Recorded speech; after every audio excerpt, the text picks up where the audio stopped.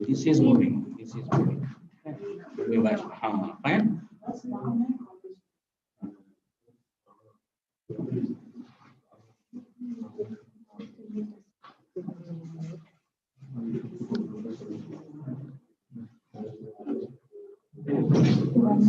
This side, sir.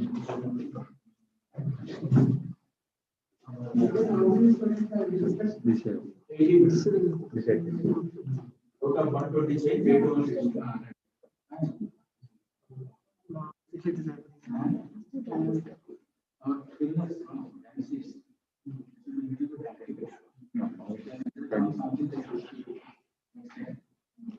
welcome you in 1 minute. We are going to start the program.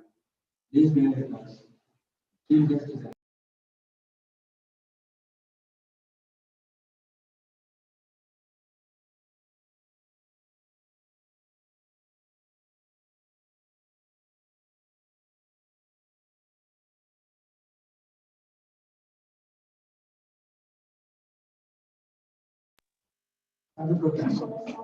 Cannot. Sir, it is coming.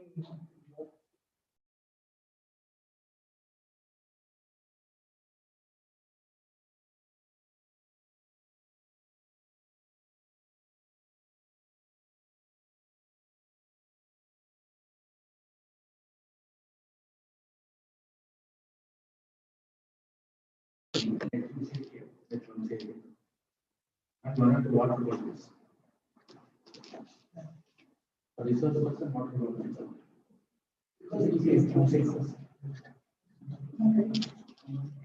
Yata Suryas Tata Jnanam. Knowledge is like light. It drives away the darkness.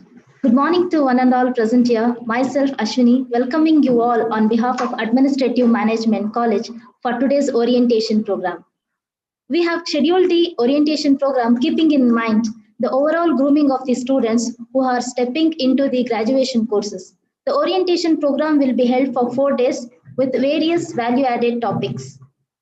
Now I request our principal, Dr. Prakash Douri, and heads of all the departments to join for lamp lighting ceremony and inaugurate this program. I would also like to invite our today's topics resource person, Dr. Uma Devi ma'am.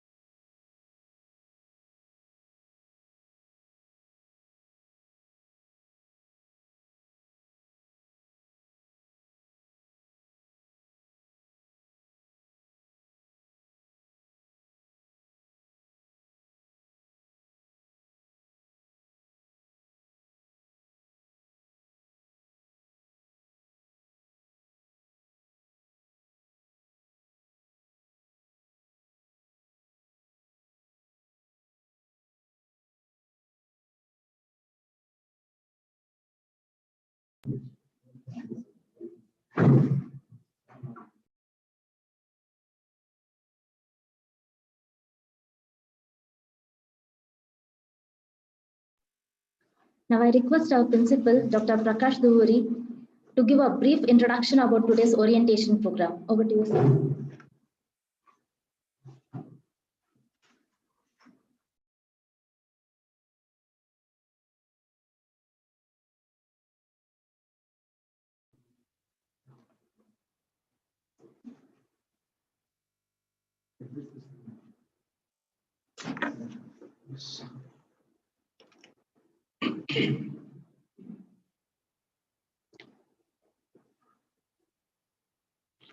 Thank you, Ashwini, for your introduction, and good morning to all the heads of the department, faculty members, and the students, also parents who are attending this orientation program from their respective residences.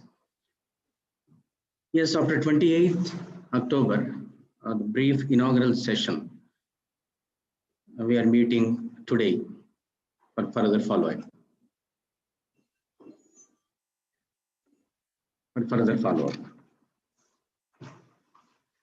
We have taken the admission to various courses like BCom, BBA, BBA Aviation, BCom Insurance and Actuarial Studies, BHM, BCA, and BSc Biotechnology. The courses are affiliated to Bangalore University, and the syllabus is already available with the college, and in due course of time, we will hand over the syllabus copies to you, and further the course of training and teaching related to the subjects will be given by the respective heads of department and also the class teachers. That is one part.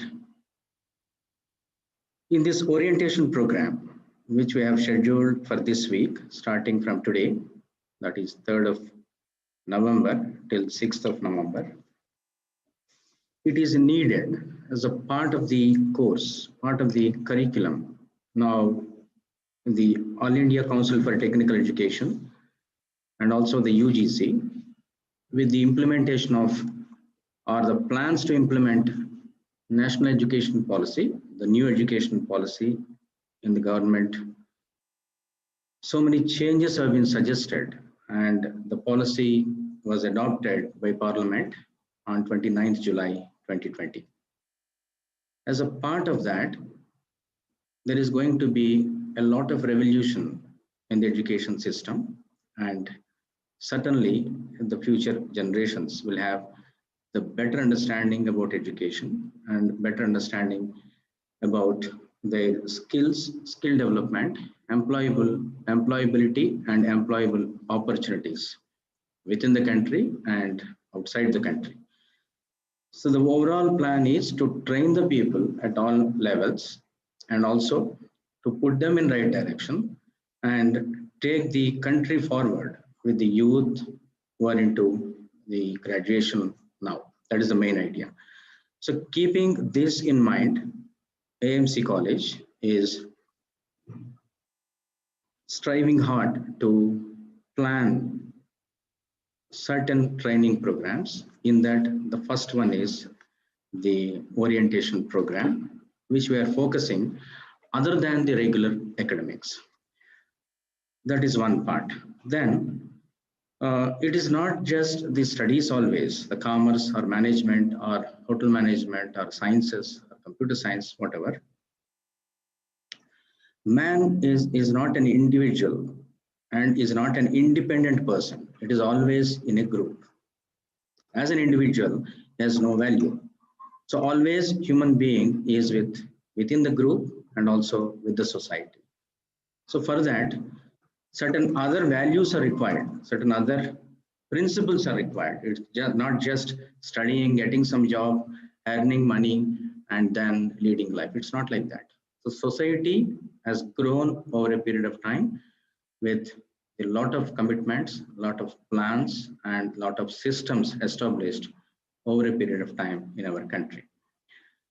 So keeping that in mind, the AICTE has also planned several programs, and same thing we would like to implement, if not full or partially, that we call it as student induction programs. So student induction programs, the modules designed by AICTE is number one is related to universal human values, physical health and related activities, familiarization of department, branch and innovation, visit to a local area, lecture by eminent people, language proficiency modules, literature, creative practices, and extracurricular activities. So these are the modules which were designed by Government of India through AICTE, and they want to inculcate these areas of domains or expertise to all the students in the country.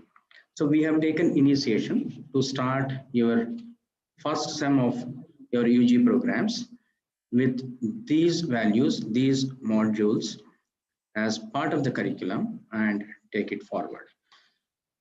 Further, if you go deep into these areas, how we will implement this? Anyway, this is online classes now for the next maybe 2 weeks.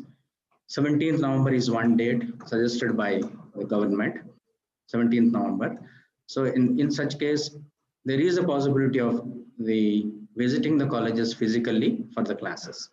So it can be the physical classes and online classes, the blend of online mode of teaching and the offline mode of teaching, both ways, following all the precautionary measures suggested by UGC and the Bangalore University, the affiliating university, following all the measures, and we have to follow that. But still there is no clarity. Maybe in another 2-3 days we'll get some clarity whether we should open the colleges or classes, conduct the classes from 17th November. But however, the online classes will continue to all the students. The respective heads of the department will speak to you and you log in, and the further the course of action will be given by the heads of the department.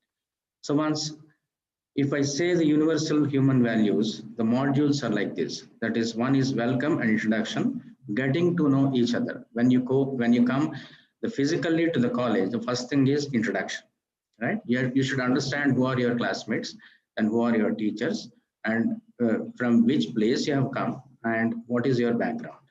In that sense, it is just understanding each other of all your classmates. That's the first step. Then aspirations and concerns. Like every individual will have his or her own aspirations. What you want to become in life. What is your future plan? Next 5 years, how you want to project yourself. We are all in the age group of 17 or 18, maybe some. So 17 to 20, 3 years graduation. So another 2 years post-graduation. By the time you complete your post-graduation, your age will be around about 22, 23. Then take up a next step, maybe doctorate or an entrepreneurship or establishing a setup, a company, or you may even think of going abroad for higher studies or join some firm, do your job, or try for civil services or for government jobs, bank jobs. So this is the plan of action. So you should have a proper planning for your life, for your career, and what kind of life you want to lead. So the aspirations and concerns, sorry, come under that. The family, have family, the peers, so society, and the nation. Ultimately, how as an individual you are useful for the society, useful for yourself, your family, and the society, and also the country. So at international level, how you are useful. So these are the areas where the AICTE, UGC, and all the teaching staff here are planning to inculcate from day one of your entry into the course. Next aspect is self-management, self-confidence, peer pressure, time management, anger management, stress management, personality development, self-improvement. These are the areas, apart from your regular academics, will play a pivotal role in your life. So we will focus on those areas. The next issue is health. Health is wealth. Without health, you can't do anything. So health overnight, it can be spoiled. Overnight, it cannot be rectified. It cannot be improved. So you require a steady practice of maintaining good health, good body, good mindset, understanding people, and then focusing on your career. So health issues, health, diet, harmony of the society, the body, health lifestyle, and hostel. If some of you are coming from outside the local place or Bangalore, you may have to stay in the hostel. So hostel management, how do you interact with your other students in the hostel? That is one. Then module 8, 9, 10 is related to relationships, homesickness, the gratitude towards parents, teachers, and others. Nowadays, that is missing, very casual. So that will not do. So as a person, you should understand your home, understand your parents, understand your teachers, and also understand yourself as an individual. So ragging and interactions, one portion, then completely a ragging free environment, then competition and cooperation, and managing your peer pressure. Society, participation in society, the community development, corporate social responsibility. As an individual, how we are useful for the society in the surrounding areas. Then to sum up all these, review the role of education, need for a holistic perspective for overall development. Then at the end, we'll have the sharing and feedback. So in this, it can be the outside visits, a type of picnic, a type of visiting a place, a type of cultural event, a type of what we call singing competitions, then your hobbies, expressing your hobbies, then interacting in the group. So this is how AICT has trained, and we are also trying to inculcate the same. Now coming to the actual program, what we are doing from today is we have our resource person today, Dr. T. Uma Devi. She is head of MBA department, our AMC Engineering College, affiliated to VTU. She is speaking on inculcating universal human values in education. And next hour, by our faculty member, Kritika Raj from Commerce and Management Department, Talk Like Pro, that is her topic. So 2 lectures scheduled for today. Then for 4th, Know Thyself by Kritika Raj and Body Language for Interview by Ranjan. Then 5th, Professor Rajesh Kumar, Qualities for Success in Corporate World, and Mr. Gopi Anand, Dining Etiquettes. Then 6th, we have a topic assigned to Mr. Ganesha Vasist, our faculty member, will be speaking on innovation and technology. So these are the titles initially identified to train you for next 4 days.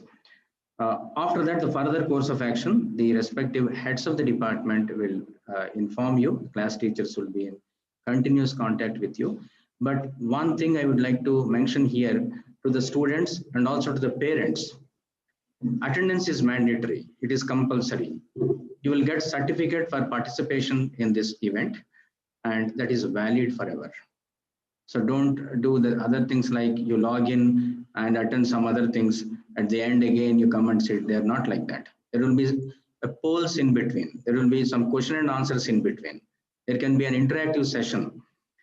So your continuous presence is required. It's just 2 hours, not a big time. So when you log in, please don't leave the system and attend the program in full and get the complete knowledge what we are trying to impart. Please keep these things in mind, and I wish all of you a very best of luck, and thank you very much.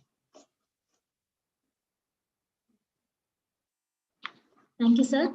Before we start the session, to the notice of the participants, any questions related to the topic can be dropped in the Q&A box. The topic for the first session is Inculcating Universal Human Values in Education by Dr. Uma Devi. It gives me immense pleasure to introduce our guest speaker, Dr. Uma Devi. Dr. Uma Devi is a professor and HOD at the Department of MBA in AMC Engineering College. She has LLB, MBA, MPhil, and PhD in Management from Osmania University.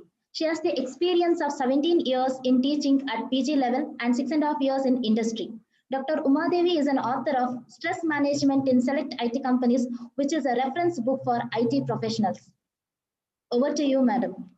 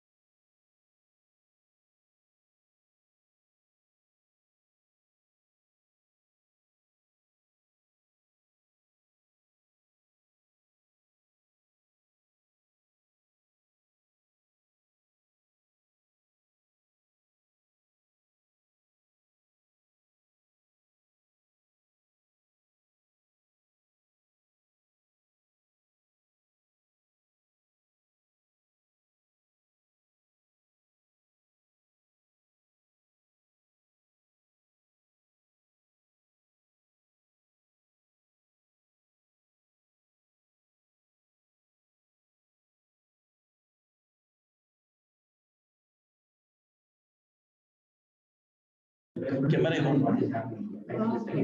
No problem. Corner like that. Corner. Corner it will come. That will be good. Other heads of the department like that. Something is not have somebody else can. We have a team.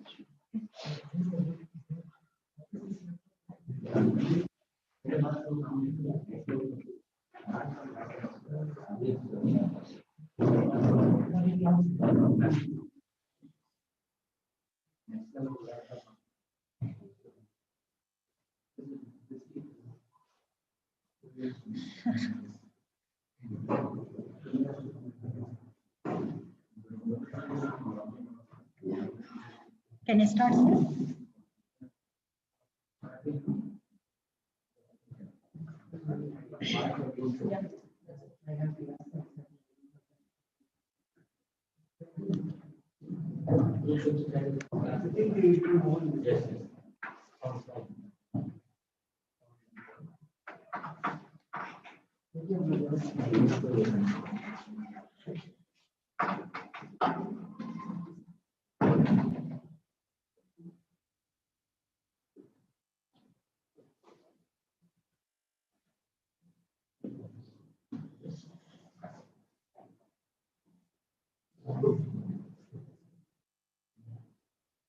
Yeah.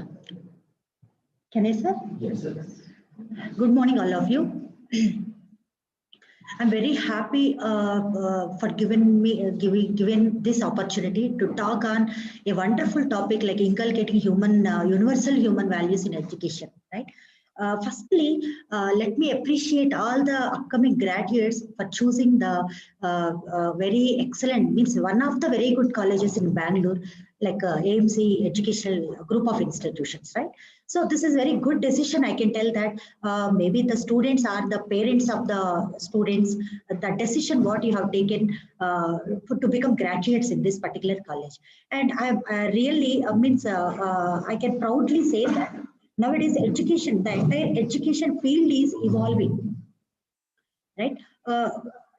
Even UGC is also reorienting itself and restructuring itself in order to make its rules and regulations and policies, it's changing and restructuring in order to make the students comfortable and make value addition to the students. So in this particular process, all the education students like AMC, all not only our college, all the colleges are coming to the umbrella of UGC. So we all are working.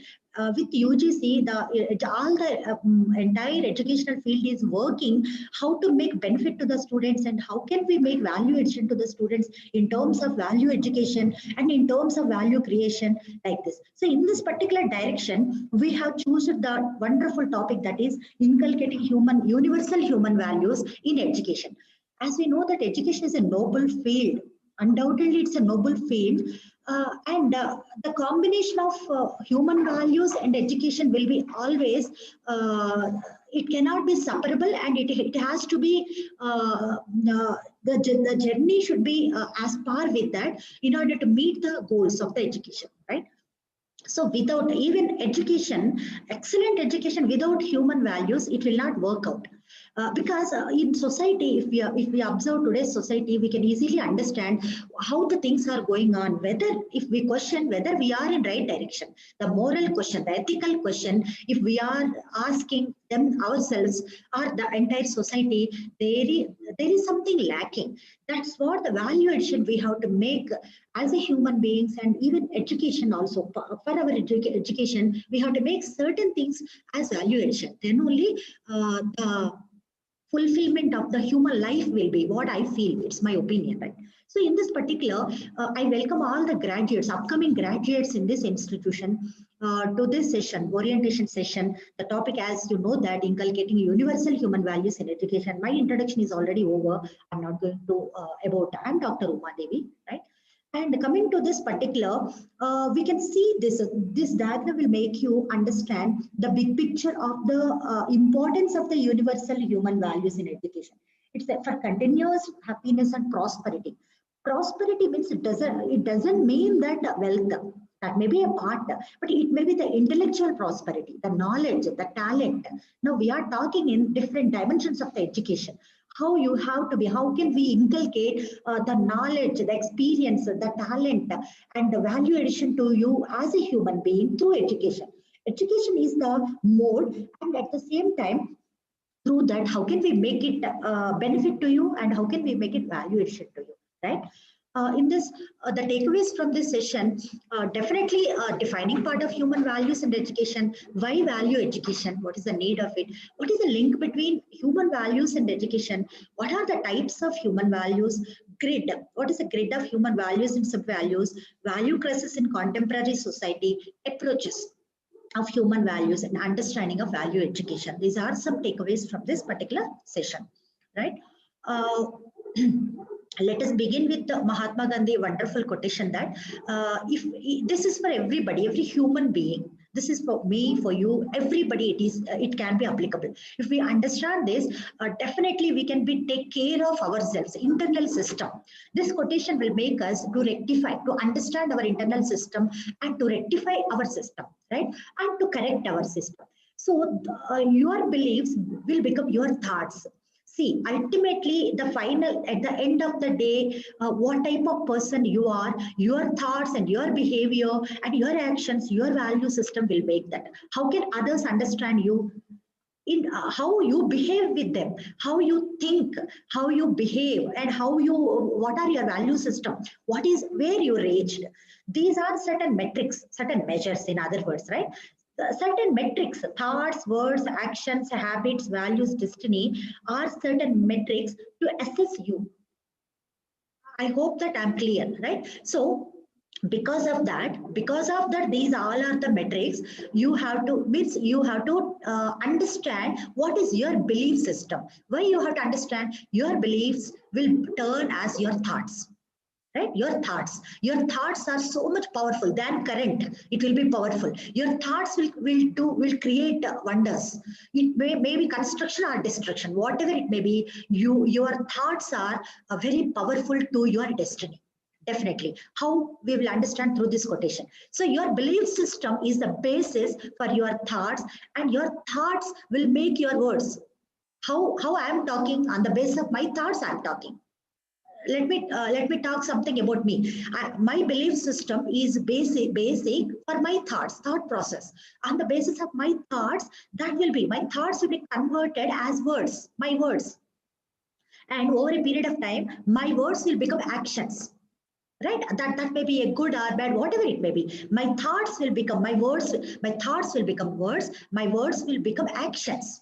Right? That may be a good action, helping to others or scolding to others. That is different. But actions that will be turned into actions.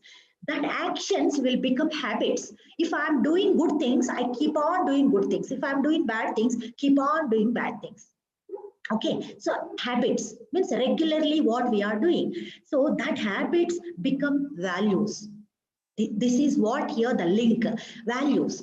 So that habits, regularly what we are doing, that will be a value system, your value system.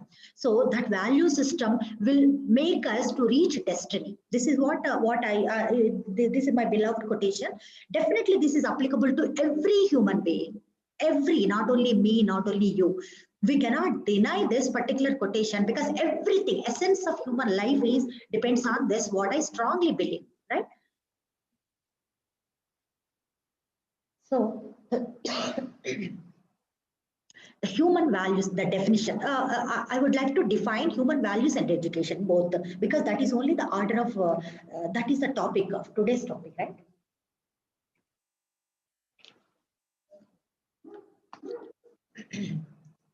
Human values are principles, standards, convictions, and beliefs that people adopt as their guidelines in daily activities. So these are the certain things which you cannot see, but you can, that will decide what kind of person you are. Your value system will decide you, will decide your system, you will decide your family, and it will decide your role in society, your role in family, and your role in society also. and your role in even educational institutions, right? So kind of thing that will define your system, your internal system, and it will create your role, and it will, the human values, those are principles. What are the principles you have? What are the standards you are making for yourself? What are the convictions, strong beliefs, your strong system, what you strongly believe, that those are your convictions, your beliefs, that people adopt as their guidelines in daily activities. So in your day-to-day life, what you have, I hope that you all are less than 20 years, almost on an average 18 years old, right?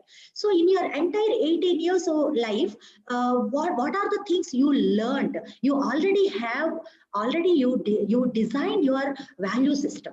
How you design, you will take certain inputs from your parents, from your teachers, from your family members, from outsiders, and from society also. You have taken certain inputs from all different dimensions in your life. You already started your journey towards to create your value system, right? Your own, you will have your own principles, your own standards, and your own convictions.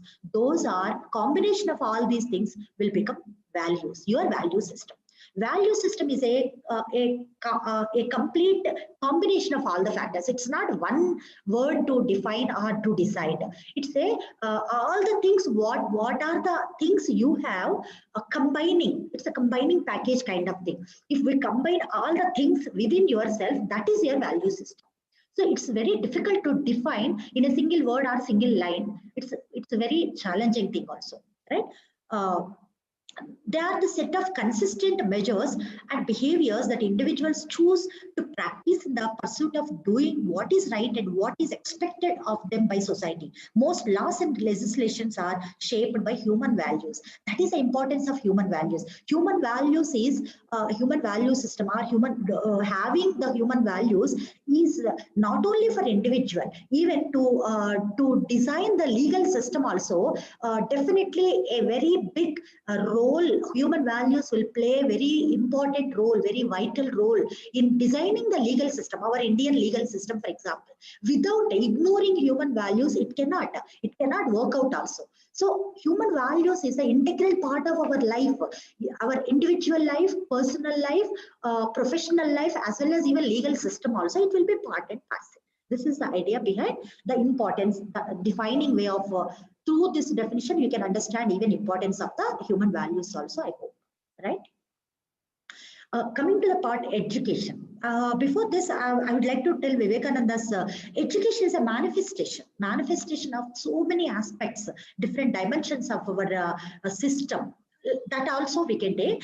And apart from that, I would like to go with Aristotle and Langveld, right? So Aristotle, as per Aristotle, the education is a process of training man to fulfill his aim at exercising all the faculties to the fullest extent as a member of society. So a man, for example, you are not only a part of your family, you are a part of a system, you are part of a society.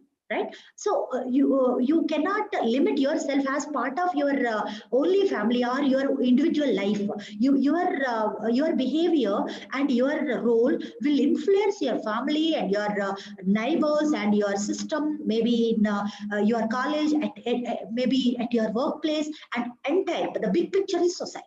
Right. So in this particular process, it's the process of training man to fulfill his aim, his or her aim, by exercising all the faculties in the sense, different dimensions, different areas to develop. That is the meaning of faculties, to the fullest extent as a member of society. So what are the different dimensions, different attributes in human being within you? It's a complete combination and a learning process of making, inspiring or motivating different areas within yourself. That is the resultant of the combination of all these faculties, or all these areas will become your that is a realistic education. Education is not only getting a degree. Here you are for your graduation, you may join in this college. Definitely, undoubtedly, you have to go through the complete course. That is 3 years course or 4 years course. You have to go through it and you have to get a certificate. But the question is it sufficient to you? Is it the purpose of education? Is this the process of education? These are the certain questions I want to just I want to make you think. This is only the purpose of this particular orientation session. So is this the education can be limited to formal? No, we cannot. That's what, because of that, UGC and colleges, educational institutions, all are making exercise and values also, value system, creating value addition.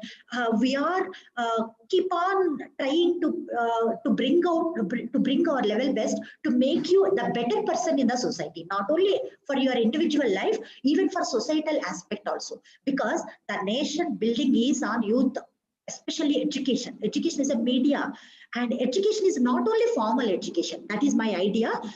To even Aristotle definition is also making that educate. The big picture of education is definitely value addition, values, human values. Without human values, there is no meaning of education. This is the idea. And as per another language definition also, if we are looking, education is every interaction that happens, is every association that occurs between adults with children is a field or state where the educational work in progress. This is really a wonderful thing. Why we are interacting with you, this is what here, the interaction between the adults and in between children. Why we have to make focus on children means children are the nation builders. Means you are the children.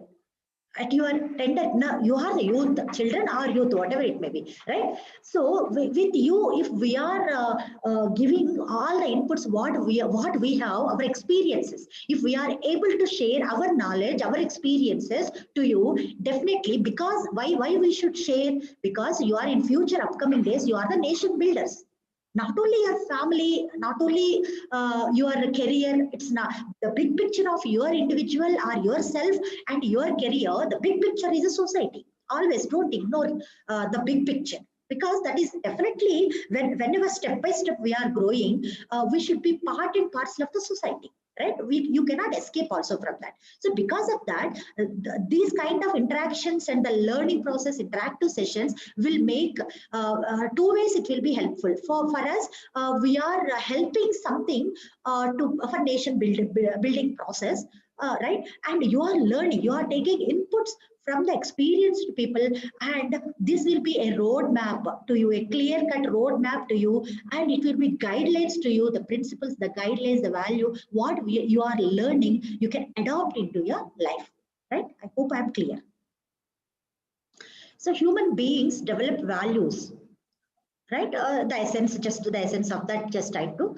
Values are taught and learned. Values and education are intricately related. What is the intricate relation in between values and education? Means, as I already told, that it cannot be inseparable. If we separate education from values, there is no meaning at all. That's what that is lacking actually in our society.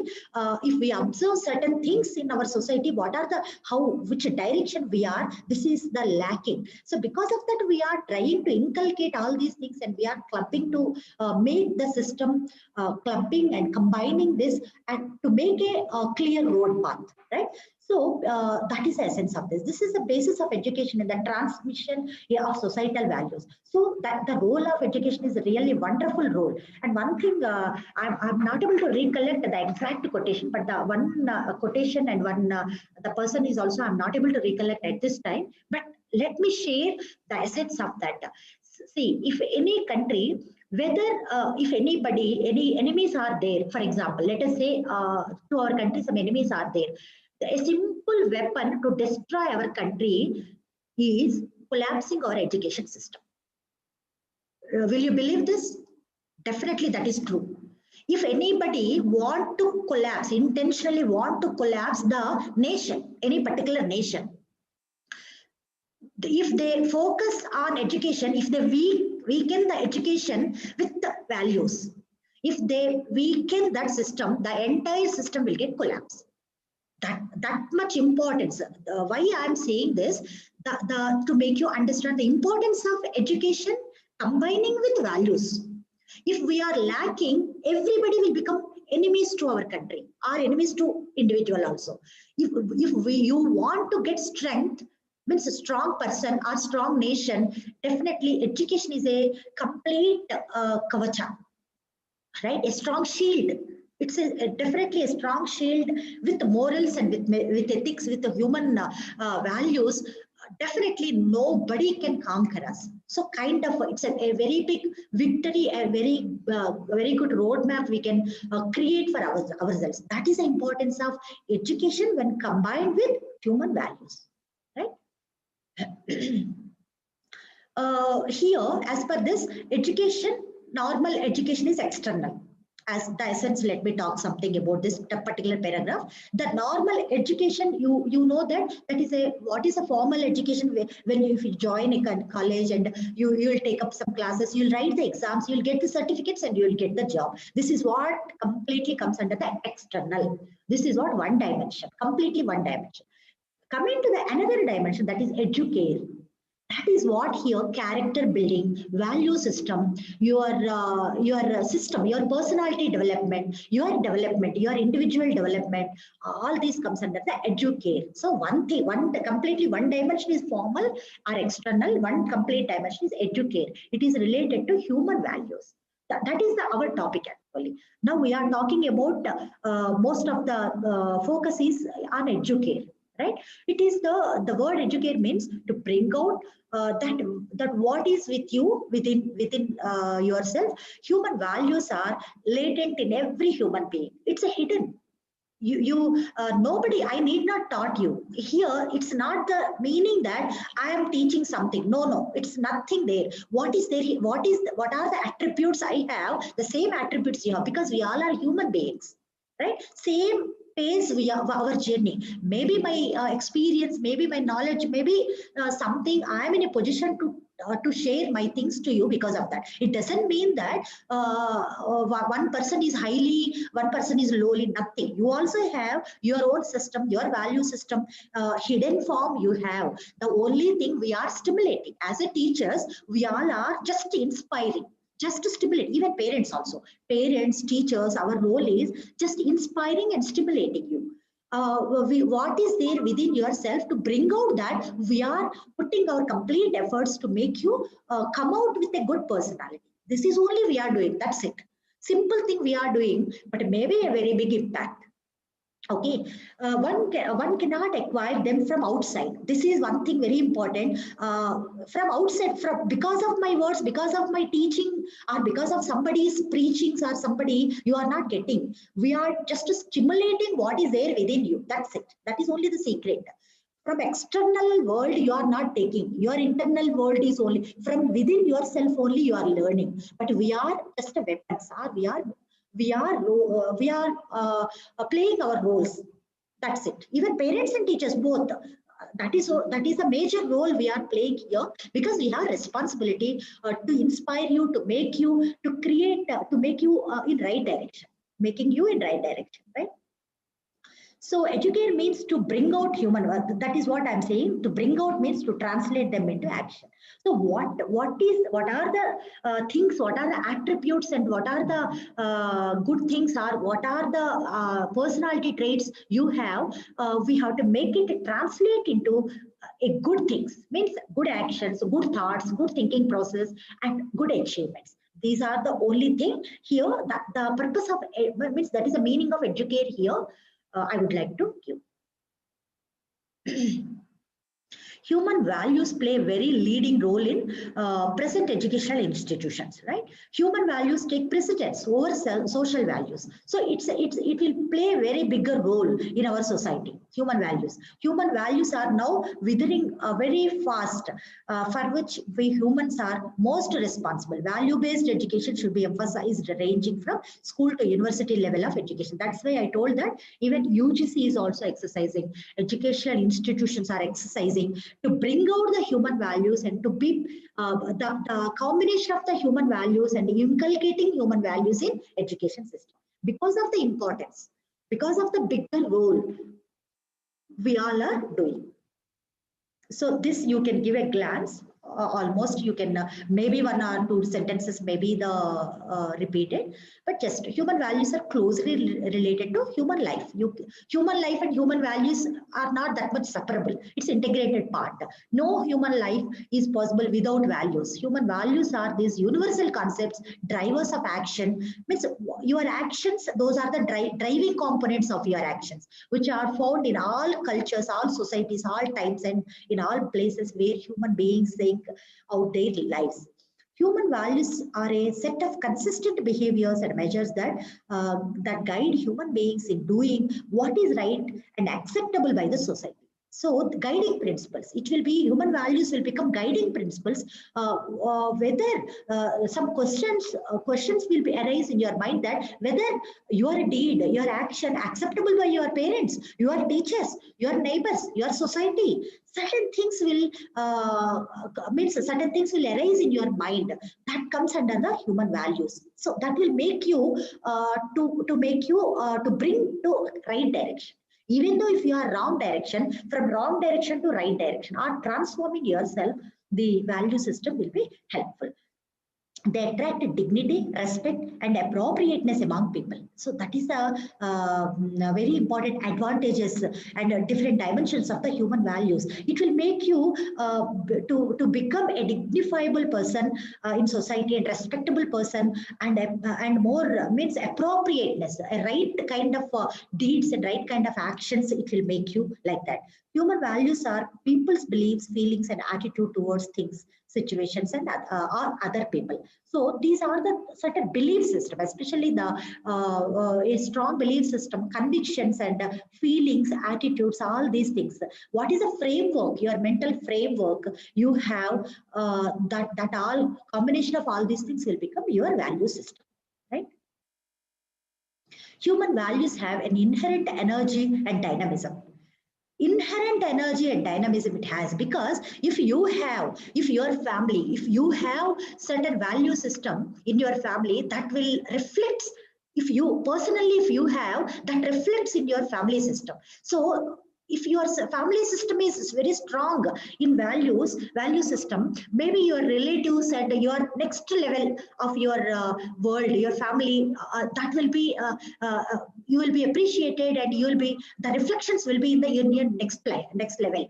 And next, what will be happen? Your friend circle and your professional circle it will be. So this is what here the energy will pass from you to others.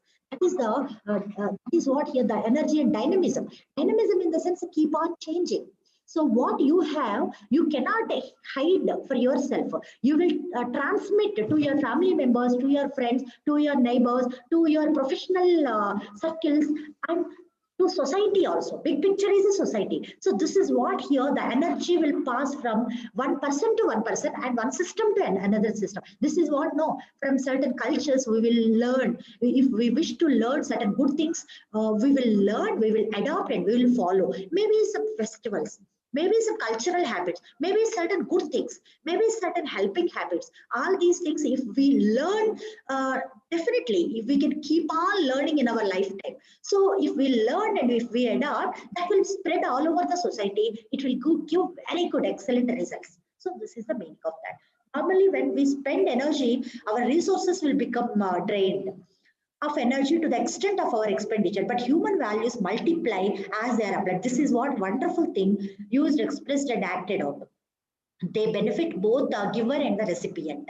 See, if I have certain human values, if I have knowledge, my knowledge, my experience, and my values, if I am making hide to myself, what is the use of it? If I am able to express it, definitely the people around me, they will grab it and they will catch it, they will adopt into their lives. Again, it will the flow will goes on, keep on going like this. This is the way the energy will flow from one location to another location, one person to another person, one culture to another culture, and it's a keep on. It's because of I am giving. See, if I have 1 lakh rupees, if donating 1 lakh rupees, I may be empty handed, but knowledge, it is not applicable. Experience, it is not applicable, and values are also not applicable. If I am able to give my values to you, my knowledge to you, it will become multiply.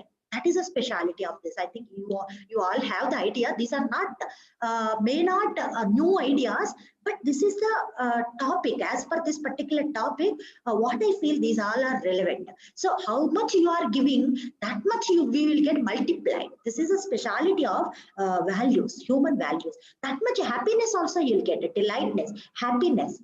Because of our value system, because of our personality, that is making a big impact on the other people, definitely will feel very happy, delighted. That may be multiplied. Our qualities will get multiplied. We cannot lose anything. We need not lose anything. It will get multiplied. So this is the importance, and this is the wonderful, the beauty of values, human values, right?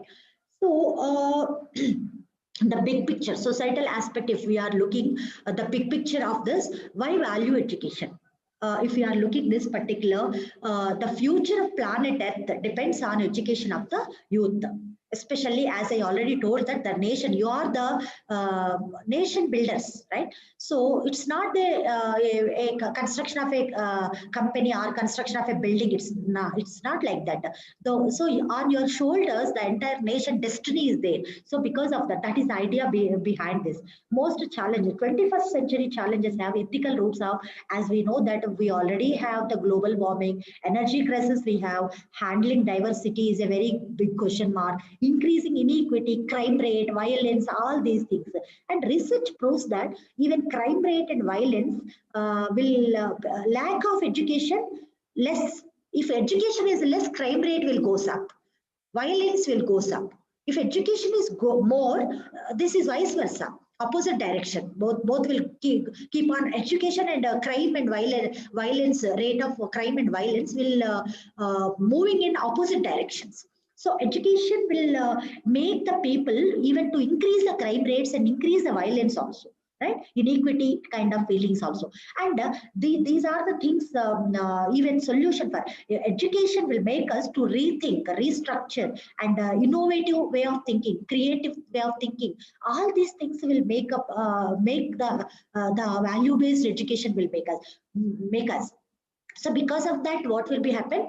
There are a number of problems in our society. We can state the problems clearly, specifically, and we can moving in the direction of solution direction. We can keep on moving. So this is what here the value education. Okay. So this is what I feel. This is very important to you to understand the link between human values and education. So education is, if you separate, okay, these two are maybe separate entities, your formal education and your human values. If you are looking that into separate entities, it doesn't work on you. If you are able to link in between your education and your human values, that will then your personality will grow, and then that will make an impact on your conduct and on your even achievements. The way how you achieve the things, the way how you think, and the way how you build your career, and the way how you play a very important role in society. This is all, this particular diagram will be help you, I hope, to understand the link between human values and education, right? So you can understand through this diagram. Firstly, let us talk values. What are your values? Let me talk about yourself. So you are a person, individual person, and how can I understand your values? How can you derive your values?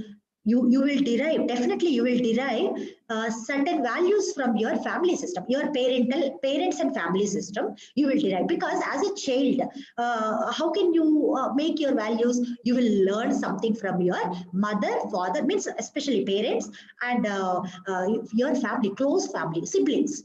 Your parents and your siblings, you will learn, and other family members, maybe grandparents, kind of thing. So your family will be very influential, play a very influential role on creating value system.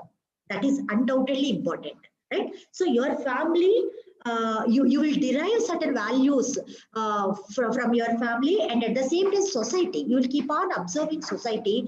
Maybe directly or indirectly society will influence what type of society we are, what type of environment we are. Apart from family, other things. So this is all, maybe neighbors, maybe other people, for relatives, all this comes under the society only. So this is what here, from society what you learn, from family what you learn, from society what you learn, from formal education what you learn. Formal education, going to school, going to college, going to university, you learn something. So all these things, these three dimensions will make you create values, right? Once again I repeat, your family, to define your values, your family, from your society, from your educational process, you will define your values. You will grab certain values, you will define and you will design for yourself. This is what your values, right? So now the question is, already this is done. This part, because you all are almost 18 to 19 years old. So already this is the part you are, this has done. Now the second part is improved values. Now you are in the position, how can I improve my values? You already have your own values. It doesn't mean that you don't have, you have values. Now the question is, now your exercise is, you have to question yourself that how can I improve my values? How can you, these are the things you can make it enlightened society. You have to enlightened society, ethical groups and organizations, sensitive individuals, and here that leads to social cohesion, harmony and peace, nation building, quality of life, character formation, and ideal humanity. So this is what here, through your education and through your value system, you have to make it to expose to certain groups and certain people, certain knowledgeable people, certain intellectual people. You have to yourself expose certain reading good books and good literature, and talking somebody who are intellectual, and following the parental guidelines and follow the teachers. All these things, you are, where you are getting exposed is very important. If you are exposed to a very bad groups, very even morally, ethically, or without any human values, without proper education people, if you are exposing, your destiny also will be like that. So because of that, you have to take care of yourself, and your direction is important here. You have to check your direction, whether it is proper or not, whether it is right or not. So you have to question yourself, to whom I am exposing, whether the people are right, the environment is right or not. Ethical groups and organizations, you have to make sensitive individuals. Sensitive individuals in the sense here, not the literal meaning of sensitive. It means that the way how you can interact with them, the interaction aspect, that is the meaning. So this is all linked to the outcomes of this. All these are the things you can see that are completely right. The right side, what are the points I have given here? So these are the outcomes of your value-based education, your learning process. If your learning process has improved, your education is value-based, then these are the outcomes. Social cohesion. So that means that you are able to social interaction, a kind of extension of social interaction. You are able to understand the way you understand the society, and the way you play the role, very important, positive role, good role in society, and harmony and peace. Harmony within yourself, and how you behave with others also, harmony and peace. Nation building, you can be part of nation building, some good things, the roles. You know that no, some good institutions, the people are working, research institutions, they will work for to identify some medicines for a problematic diseases. That is what here helping to the nation, undoubtedly. So certain kind of things, ISRO, the people who are working for ISRO, what they are doing, they are part of nation building only. They are playing their roles. We all are working in educational institutions. We have the satisfaction, and that we are making certain students value-based education. We are giving. We are giving right path to our students. That is our role in society. Likewise, every profession. Every doctors have their own professional responsibilities. Teachers, we have, right, as a teachers, like this. Every profession, if you are the IT engineer or IT manager, or any other any industry, service industry or manufacturing industry, if you are working, definitely that will be part and parcel of the society only, nation only. So all these things. Quality of life, definitely that will improve your quality of life. This is very important. So the value-based education will definitely improve quality of your life, your career, your personal life, yourself, and your professional life. Character formation, character building. So character formation is very important to you at this particular age. Ideal humanity. You have to be in the ideal, and you have to be keep on sustain your role as a family person, and as a student, and as a employee, and as a society. Means Indian, for example, in our country, means as a citizen of the country. Likewise, these are the this is what here the complete comprehensive idea what I would like to, right?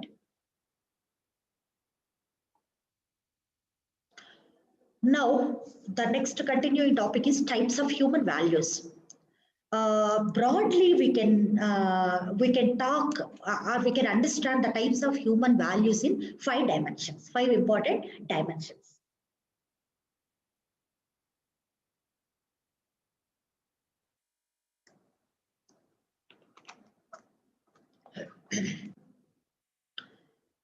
So the 5 important dimensions are truth, right conduct, love, peace, non-violence. These are 5 thumb rules, kind of thumb rules, right? The 5 human values which can be found in all cultures, all societies, and in all religions. It's immaterial of religions or any countries also it is applicable. So it's not limited to our culture, only one particular culture or one particular family or one particular religion. No, any religion ultimately will tell the good things only to the people. But the thing is the way how they will take the implementation, the execution part may be different. But roots of any culture or any religion will give the excellent things to us, right? So that those are almost, this is the essence of anything we can tell, that truth. You have to speak truth. Satya, right conduct, right conduct. You have to check your conduct, whether what are the thing you are doing, whether it is right or not. Your words you have to check. What are the words you are speaking? Is it your conscious is accepting? What are the words you are speaking? See these 5 things you have to check for yourself. Nobody will give certificate to you, no need also. Here, even anybody from outsiders, you need not show them, you need not prove for outsiders. Your inner, what I would like to tell to you, that your inner consciousness, you have to ask your inner conscious, or in other words, you have to listen your conscious, your inner consciousness, whether you are speaking the true words or not, truth, whether you are following the truth. That is the first thing. Second thing, right conduct, what you are doing, that is right or wrong, that is second thing. Third, love is not what usually, not you, what usually people at the age of youth, what they feel. It doesn't mean that love is not like that. Love is eternal, it's a universal. How much love you have on your parents, and in other words, how much love your parents have on you, that is true love. Got my point? See, for example, if a 20 years guy, if he has a girlfriend, what is correct?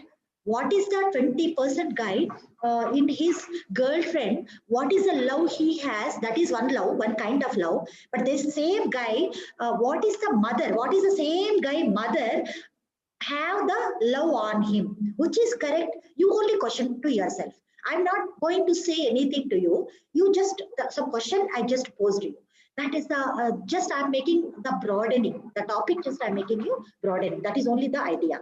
So that is what love I would like to tell. Peace, Shanti. Peace means not external, internal. So the tranquility, what is the inner peace what we have? Why we should have peace? That is a wonderful element in our human body that will give excellent results because of that peace. Maybe at this particular age, you may not understand the absolutely 100%, but definitely in your lifetime, you can understand the value of peace. Because peace of mind, the inner peace, with that what you are doing, that will be automatically right. So inner peace is very important, Shanti, right? Non-violence, of course, non-violence. Violence, we know that crime and violence are very negative implications.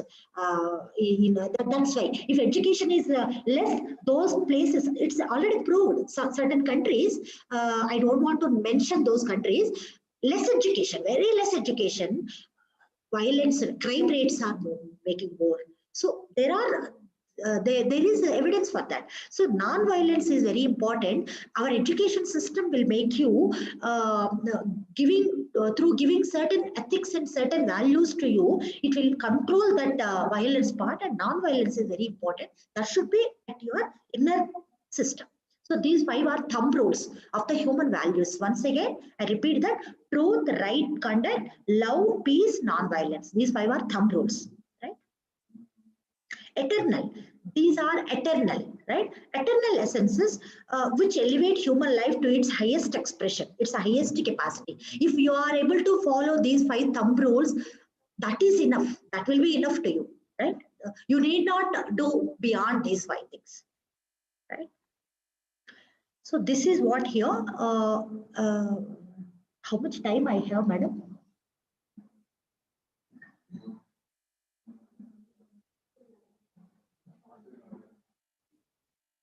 10-15 minutes I have. I can take okay, no limitation for that. So these are the things, certain things, truth, right? Okay, let me brief about it. I'm not going to line by line for this, just to let us discuss some few lines of this particular truth. The desire to know truth has prompted mankind to ask some of the great questions such as, who am I? What is the purpose of life? How can I live fully in present moment? Truth is here not only speaking true words. The big picture of the truth is knowing yourself. That is what here the big picture, right? Think about yourself. You are not, for example, your name is something, right? Your name may be Sharath. So are you, who are you means, I am Sharath, you will tell. That is also true. But your innerly, if you are going and in meditation mode, if you are asking yourself, you are not only a Sharath, you are a soul kind of thing. You are more than a Sharath. As a Sharath, you have taken birth. Kind of things, certain things your inner mind will tell. That is different case. Whether you are knowing it or not, that is your experience. It's up to you. But the original means the purpose of the truth is like that. To know about yourself. To know completely your abilities, right? Your talents, your abilities, to know about your inner sense, not only your physical aspects. So this is about the truth. Coming to the right conduct, information is received through 5 senses, that is smell, taste. You know that we already have smell, taste, sight, touch, and hearing. So right contact and the sensory organs, there is a direct link. When this information is referred to the consciousness, the resulting action will be beneficial. Every action is preceded by a thought. Every action. For example, if you move from one place to another place, your thought, first of all, that action, what is the action? That before the action, that should be in your mind. Without register in your mind, you cannot move single inch of your body. If you want to move your body from one location to another location, or if you want to move your hands and legs or your expressions, facial expressions, change your expressions and to move from one location to another location, you that should be registered on your mind. Thought, that's why your thoughts are so powerful, that sometimes than your actions also. If you want to rectify your actions, first you have to rectify your thoughts. Got my point? So that is the importance of thoughts. So where the thoughts all comes under, even for that also, 5 sensory organs play very important role, even in thinking process. Influence sensory organs influence our thinking process. What we are looking through our eyes. So all these sensory organs, we know no 5 sensory organs. Through 5 sensory organs, what you are receiving, that will be a very big, that influence your thinking process, and that influence your conduct. So because of that, that is what conduct means, doing some action, right? So this is what here, right conduct. Just I'm making brief. Love. Love is not an emotion affected by the subconscious mind, but it is spontaneous, pure reaction from the heart. Love is sometimes no. Usually people who are in youth, they may not understand the true love. There may be true love and false love. Both will be there. What is a true love? You just sit with your parents and you understand. You can easily understand what is true love. But over a period of time, your spouse also can give true love, but not at the age of youth, and not what is the love you are defining for yourself, especially in this age. So here the love element is very what I can tell. I cannot tell that is dangerous, but you have to be very conscious to understand and to define love. So, in order to find love in external people at this age, first find love with your parents. That is authentic love, I can tell. I can tell that what is the love you are getting from your parents is authentic rather than your girlfriend or boyfriend. Got it clear? Will you agree with me? I hope that you will agree with me, right? Or you may differ also, that is different case. So the love, the definition of love is different. Of course, that is a very big topic. Maybe beyond this also I don't want to go, but please don't leave your parents and try to find out your true love with your parents, especially at this age. This is only the thing I would like to tell. So this is another big topic. I think now we need not discuss much about this. Peace. We smile when we are happy and contented. Wonderful thing, no? If you, at your heart, if you feel happy, automatically your face will show that happiness, that the emotion of happiness, that contentment it will show. So contentment is gained when we cease to want to give ourselves or the apparent good things conveyed to us through our five senses. So contentment is a wonderful word actually. When the contentment we can feel over a period of time on the basis of your maturity levels, your way of understanding you can. So the peace is also a very big element.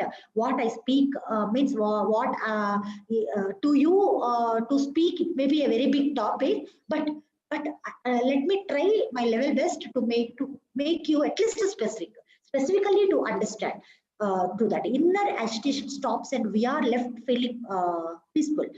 When there is a peace in the individual, there will be peace in the family. So ultimately, what as per you, and particularly for upcoming graduates and at this particular age, you have to control your emotions like anger, like aggressiveness. These are the things you have to control, and you have to try to make your direction towards the peace. Why you have to control your anger? Why you supposed to not to scold your mother or your parents or your siblings, younger siblings or anybody. You better to control all your emotions and better to give love and affection to them. Better to start your journey. This is the right time to you start your journey towards peace. Maybe you are not masters. You may not become masters at this particular time, but you can start your journey in that. Why you have to start your journey? This is the right time. That inner peace will make you a complete person, a complete enriched person. Enriched means not money. Personality wise, I am talking. Your enrichment is your personality. In terms of personality, in terms of your character, I'm talking your inner peace is very, very important to your, especially to your decision making. Well, let me give some example. If you are in aggressive anger mode, if you are taking a decision, that will be a very wrong decision. If you are in peace of mind, if you are cool, calm down, and then if you wait for some time, and if you are taking that decision, that will be definitely a good decision. Take some time to take decision. That's why usually in so many elders also will tell, and so many films also you have seen, no, take 5 minutes time or count 10 numbers and take a decision. Why they will tell in this time, in this particular time period, what will be going on? Your system, your internal system will calm down.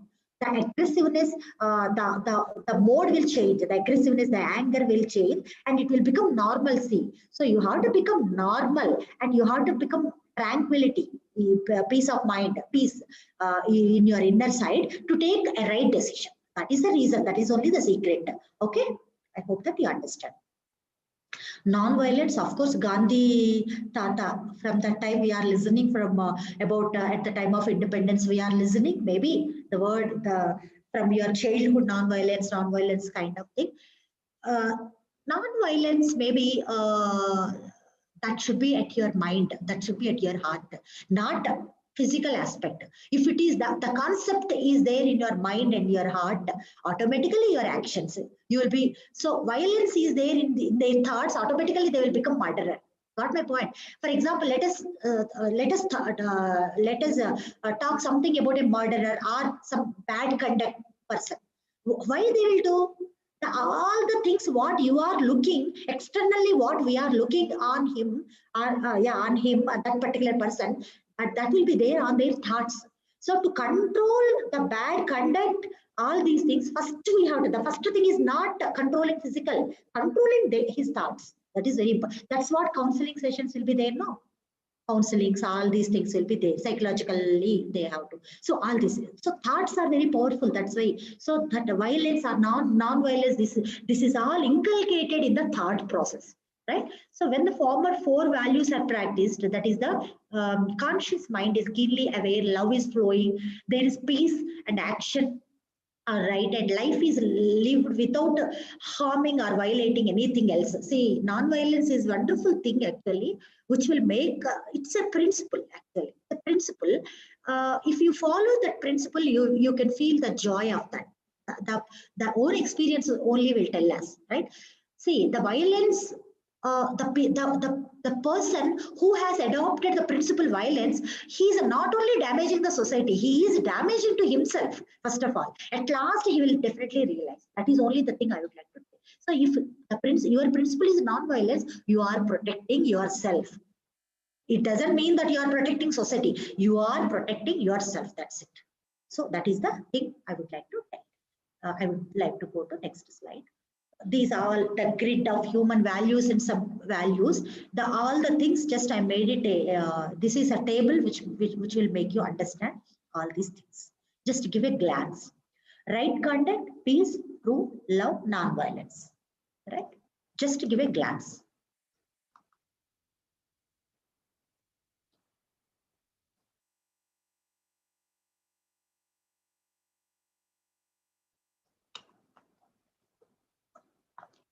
So your right conduct is your manners, your health awareness, helpfulness, responsibility, independence, perseverance, courage. These are your right conduct, the attributes of your right conduct. Your patience, your concentration, your positive thinking, positiveness, self-acceptance, self-discipline, your thankfulness, your contentment are the reflects your peace. All these below, what are the things are there? These are the representatives, or reflects your these things. Your creativity is also your truth. See, truthfulness, creativity, your honesty, your determination, fairness, trust. These are reflects your truth. So your friendship, your kindness, your forgiveness, your generosity, compassion, tolerance, your service will reflect your love element. Your non-violence elements are the representative of your non-violence elements are your considerations, your cooperation, your global stewardship. Means the role, what is the responsibility, what you are feeling. Loyalty, your loyalty, active citizenship, justice, respect, all these things will the way how you are giving respect and taking from others also. These all come, all the reflects your non-violence. So your right conduct, your peace, your truth, your love, your non-violence, the advantages are your reflections are the in this particular diagram, in this grid you can understand, right? So you have to watch yourself, watch your word for truth. What you are speaking, that should be, you have to check for truth. What is the action you are doing? You have to check for your right conduct. What is the peace, means what are the thoughts, what are the decisions you are taking that comes under the that reflect your peace. You have to check for peace.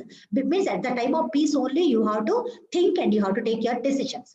And you have to watch your character for love. You have to build, whenever building your character building, without love, if you are building your character, you are missing a very important element in your life, like that. So love element should be there in your character building.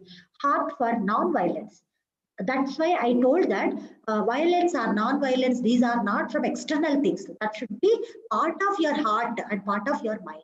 So all these things, you have to watch your thinking pattern, your words, your conduct, your actions, your decisions, and your whether do you have the love element, and whether you have the non-violence attribute. All these things you have to check for yourself, right?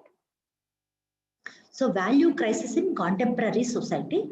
In this particular, I would like to go for this one, value crisis in contemporary society. In 4 dimensions, we can understand the value in contemporary society. That is individual level, societal level, intellectual level, cultural level. These 4 are very important dimensions, what I feel. In broadly, if we are looking societal aspect, societal dimension, if we are looking beyond individual, that is societal, intellectual, and cultural. These are the 4 important dimensions, right? This is individual, societal, intellectual, cultural. After that, approaches to human rights. So now let us see the individual level. So individual level, what is the value, means what is the value crisis in contemporary society means, what is a crisis? Right now, what we are lacking, what we need to improve, what we lacking in personally as well as societal aspects. So this is the idea. In this individual, personal, the value system will make us personal success, right? And selfish individualism, personal success and selfish individualism, in the sense here at individual level, if you are looking that not with big picture, individual level, it will create selfishness, selfish individual. The intrapersonal system may be this thing, and that may be resulted into over a period of time. There is a drawback for that, right? Following higher the quantity of consumption, better the quality of life. Higher the quantity of consumption, better the quality of life, in the sense here, the meaning of that, if you want to improve your quality of life, we have to make that quantity of consumption. In the sense here, we have to adopt certain attributes. We have to learn certain attributes which are related to values. We have to keep on learning and sustain on those attributes for our better lives. And one more overlying of importance of material values of life. Material values, apart from material values, we have to focus on what is reality. Reality we have to understand. Downplaying of other life values like moral values, etc. Rise in rights consciousness, but a decline in duties. Adoption of double standards. These are the some drawbacks actually. These are not good points. These are certain points to be rectified at individual level, right? At individual level. This is what, because of these things, certain narrow thinking or not able to understand the big picture, or limit to ourselves in thinking or in doing anything or decisions. This will narrow ourselves at individual level, right? And one more, societal level, group-oriented society, but limited to caste, clan, village, community. Community in societal level, what will be going on? Certain groupism, or casteism, or religion basis. Certain things will make us limited. That is a drawback, right? Communitarian feeling declined, but social consciousness reminds that individual attainments are related to society. No attention on social problems like poverty. So because of that, what will be going on? Because of the societal thinking is narrowing, because of that, poverty is increasing, injustice is going on, caste and gender inequalities are going on. Because of the narrow mind, because of the narrow thinking, narrow practices, these are the drawbacks at societal level. At individual level, your growth will get stopped. Personally, you may not grow well. At individual level, if you have narrow aspects or lacking of values, individual level, there are disadvantages. At societal level, disadvantages in the form of poverty, the form of injustice, caste and gender inequalities are the drawbacks.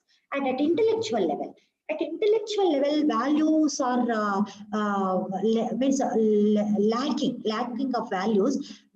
Intellectual level also very dangerous actually. That is also value climate is linked with the society's intellectual temper and its tone as set by writers, academicians, other intellectuals.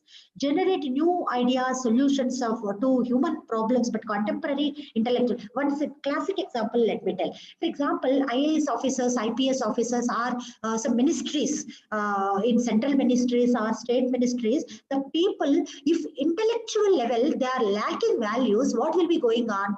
What they will say, said, that will become a policy. What they will say, the hundreds of people, thousands of people will be there to follow. If the people is wrongly saying, if the people who are occupied in top positions, IAS, IPS officers, or ministers, or prime ministers, chief minister positions, or central minister positions, if they are lacking in the intellectual level of moral human values, that will give a very dirty or bad implication on society.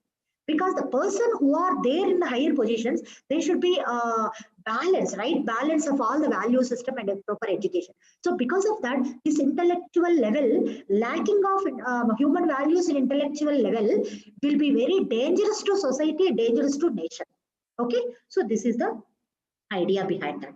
And one more is at the cultural level. Again, we have cultural roots, strong cultural roots, right? India, as we know that we are very strong in cultural aspects. So in that also, if wrong or lack of moral human values, that will leads to destroy the culture. If the culture is destroying, that implication, the big picture is definitely the society and the nation. So these are the certain things which mean which unity in diversity. This is and I need not tell much about our country. India is known for different flavors of culture, right? We have the very tolerance, cultural tolerance we have, and unity in diversity we have, strong cultural roots we have. That is the advantage to us. If the human values are not there in roots of our culture, the system will get collapsed. If we are strong, the system will get strengthened. This is only the idea. Okay. This is what cultural level.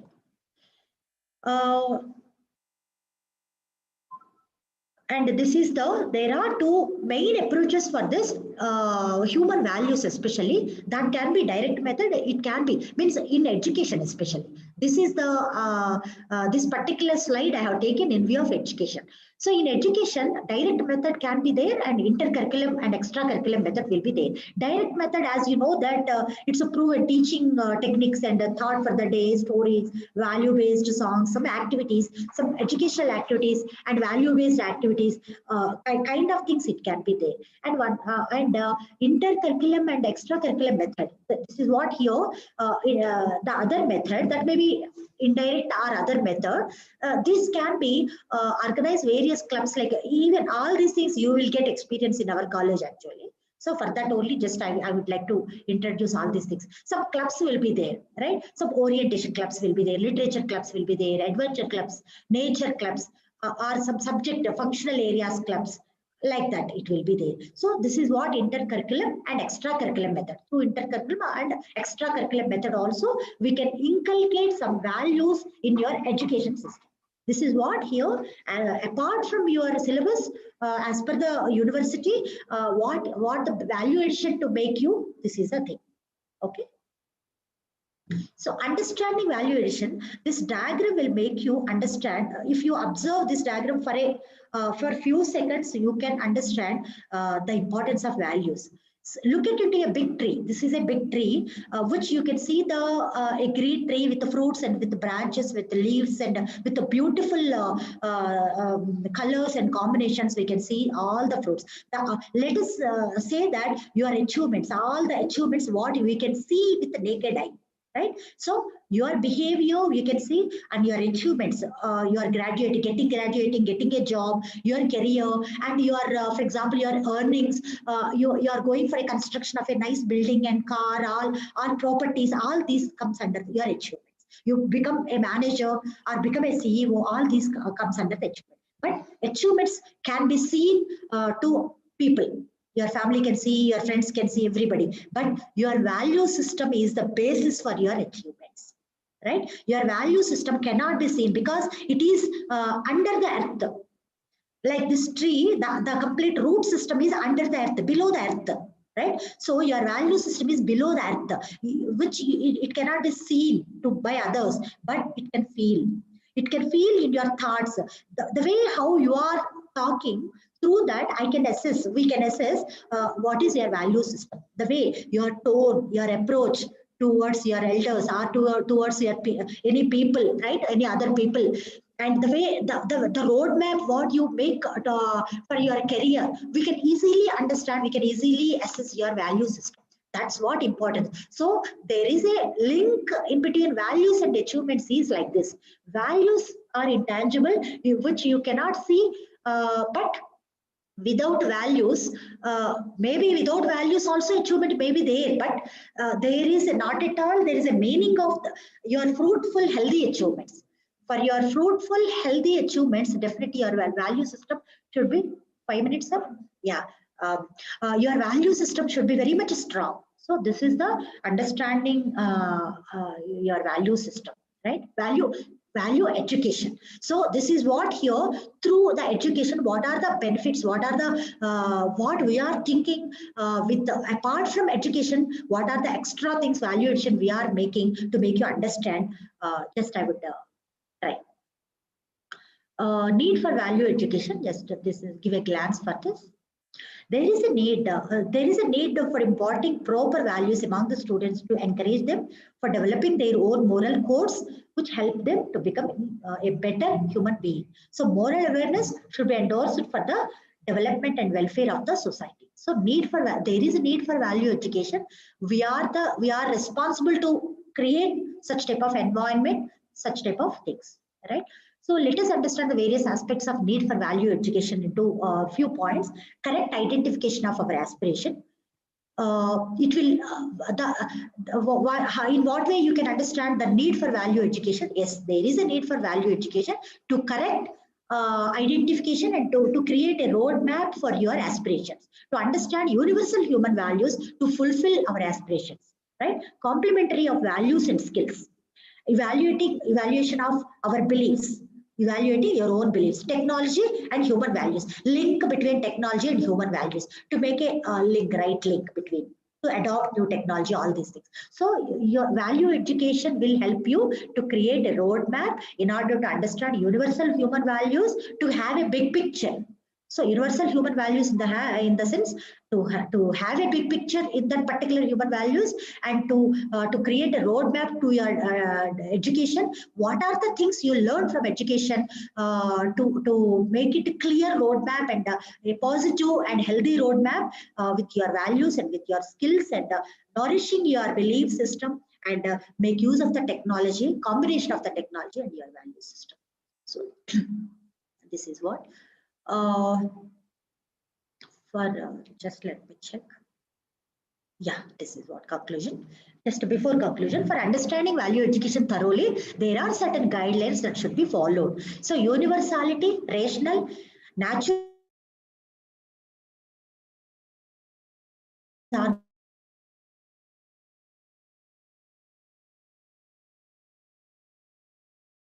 is a very important dimension of education. It's not only narrow sense. So beyond the narrow sense, it's widening, make it a clear thing that widening of your spheres. Rational thinking, rational approach, natural and verifiable and encompassing, all encompassing value education will make it, and leading to harmony within yourself and within your system, right? So I would like to conclude this with this. Value education should drive a person towards self-exploration. It has to make it self-exploration. This process of self-exploration has to be in the form of dialogues and not in the form of ceremony of telling do's and don'ts like that. So I would like to conclude this session to the main purpose of value education is the character building to students in terms of humanity, honesty, responsibility, empathy for all well-being of individuals and society at large. human beings brings out the innate harmony in existence and clarifies that man, by understanding and able to be in harmony within ourselves and with others in society and the rest in nature. So in turn leads to value-based conduct. So your values will turn into value-based conduct, education. The values will convert it into constitution and even legal system also, and order to society, which is the desire of every human being. This is my conclusion. I'm very much thankful to my management and principals, sir, and team to giving me this opportunity to interact with you. I'm very happy once again, and I welcome all of you to the to our institution. Right? Good luck. Thank you.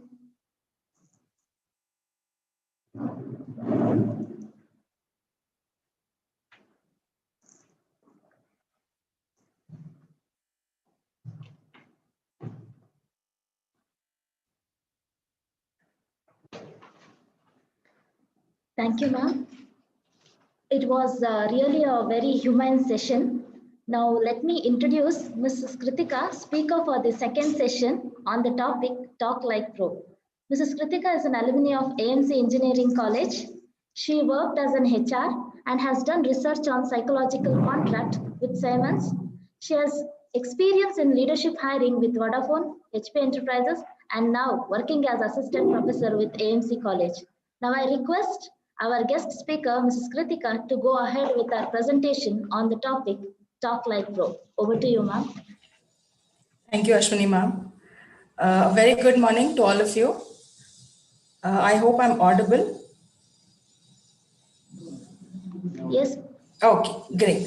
So before we begin, I would like to thank my management and our principals for giving me this opportunity to interact with all of you. Ma'am, bit louder. Can you speak a bit louder? Yes. Okay, how about now? Okay. Yeah, can you hear me? Okay, ma'am. All right, great. So before we begin, I would like to thank all the management and the principal for giving me this opportunity to interact with all the newcomers, the fresh batch. So I wholeheartedly welcome you all to our institute, and let's quickly begin with the session.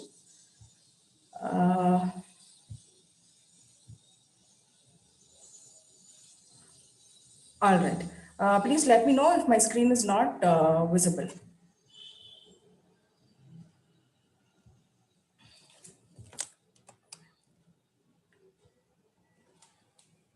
Okay, great. So talk like a pro. So in the next 1 hour, what we're going to learn or what we're going to discuss is to try and understand how is it that we should conduct ourselves, and how is it that we are going to build on our communication skills, to talk like a professional. Right now, we are out of our PUC and we're getting into a professional course where we need to start building on ourselves and our skills with respect to the professional environment that we are stepping into in the next 3-4 years. So that's exactly what you're going to learn in this 1 hour. So at the end of the session, you would have a clarity on what is communication skills, what are the essentials of communication skills, or what are the components, what does it entail, and when you're having a conversation, how are you going to build a conversation, and listening. One of the most important aspects of communication is listening. First, you need to listen, and only then you will be able to talk back or to communicate, right? And then a few steps, a few practices that I would be suggesting you to start working or to start building on your communication skills. All right. So before we begin the actual presentation or the actual aspect of the actual core of this presentation, let's first understand where the word came from. What is the origin of the word communication? Like most of the English words, it is originated from Latin, which the origin word is communicare, which means to impart or to share or to exchange certain aspects. So it is basically an exchange of facts, ideas, of opinions, and attitudes also. Right. So how is it that communication affects, or how is it going to impact your attitude as an individual, is something we would be looking at in the middle of the session. What exactly is communication skills, right? Communication, we understand, it's the exchange of ideas or exchange of opinions, all this, right? So what is communication skills? that is something where you are using your abilities, the physical abilities or the physical faculties that is provided to us along with the mental faculties. How is it that I am using a combination of all this to put across my idea in a very effective manner, right? It again, as discussed, it includes listening, it has speaking, observing and empathizing, right? Speaking is something we do on a daily basis, right? Listening, not to a large extent, but listening again is something we do very less compared to the speaking aspect of it, right? Now, observing again is something we don't do it on a very, very regular basis, right? And empathizing again is something which is not being given a lot of importance when it comes to communication aspect of it, right? So what we are going to see is how is it that I, as an individual, I'm going to use my listening abilities, my observational abilities, my empathizing abilities to understand what is going on in the environment and to put across my ideas or to put across my whatever I have in my mind, my opinions to people around me or to the society around me. That's exactly what communication skills means. Now, you have heard everybody right from your school or from your college, or if you have looked at, your job advertisements, the first aspect which speaks about is or the first requirement which they ask you is your communication skills, right? Any advertisement for a job opening, you see the first thing after your education requirement is a line which says the candidate is supposed to have a good communication skills. Everybody's told, right from your college to your every aspect, every department or every place you go speaks about communication skills is very, very important aspect, right? But why is it important? Why is everybody making such a big deal about communication skills? Of course, it is the most important life skills of all times. From the time we have started evolving as human beings, that is for over 2,500 years, we have been using communication, right? Whether it is in the form of written communication, whether we have our cavemen who have communicated to us through the drawings in the caves, right? The manuscripts that have been, passed on for generations. So all these are aspects where communication is taking place. So this is something which we have been doing for a really, really long time, for years together, right? So it is one of the most important skills. As kids, as babies or as infants, the first means of communication you guys do is cry, right? So that is how you're communicating to your mother or to people around you that you are at discomfort or you're hungry or anything for that matter, right? So communication is something which is an integral part or an essential part of anyone's livelihood. When you say it's a source of information, what it means is how am I looking at the world? How am I receiving this information? Again, is a communication aspect, right? Again, it alters an individual's attitude. How do I say it alters an individual's attitude? See, when you're looking at an advertisement, right? All of you see advertisements, be it your print media advertisement or your digital media advertisement, anywhere. When an organization is trying to convince you to buy a particular product, what are they doing? And firstly, they are pushing you to make a decision, and the decision that you're making again is based on how they are communicating their ideas or how they are communicating the features of their products to you, right? So somewhere or the other, it is altering or it is influencing your decision making. Correct. So that is one of the major powers or one of the major aspects of how communication skills affects a person's attitude or affects a person's behavior or perception about certain aspects. All right. It influences how you learn. Absolutely. How I understand things, how I perceive things, again, depends on how I am communicating in my head, how I am communicating to people around me. That is exactly how I'm going to understand, or that is how I'm going to view the world, or in fact, view myself. We had a one-hour session in the previous session where we understood about how I am a part of the society, how an individual is a part of a society, right? So you are, as an individual, you're not just a separate entity, you're an integral part of the society as well. So your view of yourself also impacts your view of the society also, right? So these are some of the aspects or some of the not very in detail discussed aspects of communication skills or where they come into existence. And apart from this, a few other reasons why communication is important. Yes, it helps in job application. Once you start your college, once you start your physical classes, there will be a lot of activities which happen in most of your classes where you're put into groups and you have to discuss and come up with certain ideas or come up with certain presentations. So how are you going to do this, right? And again, this is through communication, and this aspect is only at a college level. Once you start getting into organizations, Again, you're going to be working in teams. So how is it that as individuals, how are you going to communicate with your team members and ensure that you're getting the work done or you're getting your goal achieved in the organization, right? Yes, of course, good communication skills is something which has been in demand for years together, and it will stay that way, right? So irrespective of what the trend is, irrespective of which industry is offering you maximum salary, which industry is offering you a lot of career benefits, irrespective of all this, communication skills is something which is always in demand, right? Which is always going to be a mandatory aspect in your job application. Right now, this is all about your professional side. Now, in my personal life as an individual, why do I need communication skills? It helps me socialize. What does socialization mean? When you get into, again, taking your physical classes into consideration, when you come to college, the first day or the first session that you would have is your introduction. How is it that you are going to introduce yourselves to your classmates or to your faculty? Right? So what are you doing here? You're socializing. You're socializing with your classmates. You're socializing with your faculty.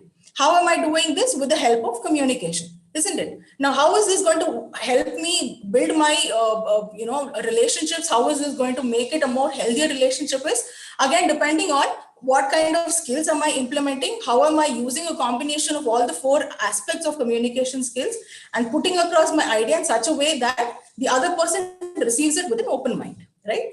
And of course, a combination of all the benefits, all these aspects we have discussed so far will inevitably increase your morale and motivation towards your personal life, towards your professional life, or an individual for that matter. Right? Now, before we jump into what a conversation is, or how is it that I begin a conversation? What do I do in a conversation? Let's first understand what happens in a conversation. Right? So we would be discussing something called as the 3 V's of communication, or 3 V's of conversation, right? The first one is visual, which is again the signs that you see. If you can see me in the screen, then you know that I'm using a lot of hand gestures, right? So these are the body language, or these are the gestures that I'm using to ensure that you listen to me, or to ensure that you are focusing on what I'm talking. Right? These are the visual aspects of it. The signs that you see when a person is talking. What are the signs that you see at on a particular person? Right? The body language, whether that person is sitting straight, or whether the person is fidgeting with something and talking, or whether the person is walking around and talking. All these aspects are the visual aspects. Anything that you see when a person is talking is the visual aspect of it. As told, it includes body language, postures, gestures, and the facial expressions. Right?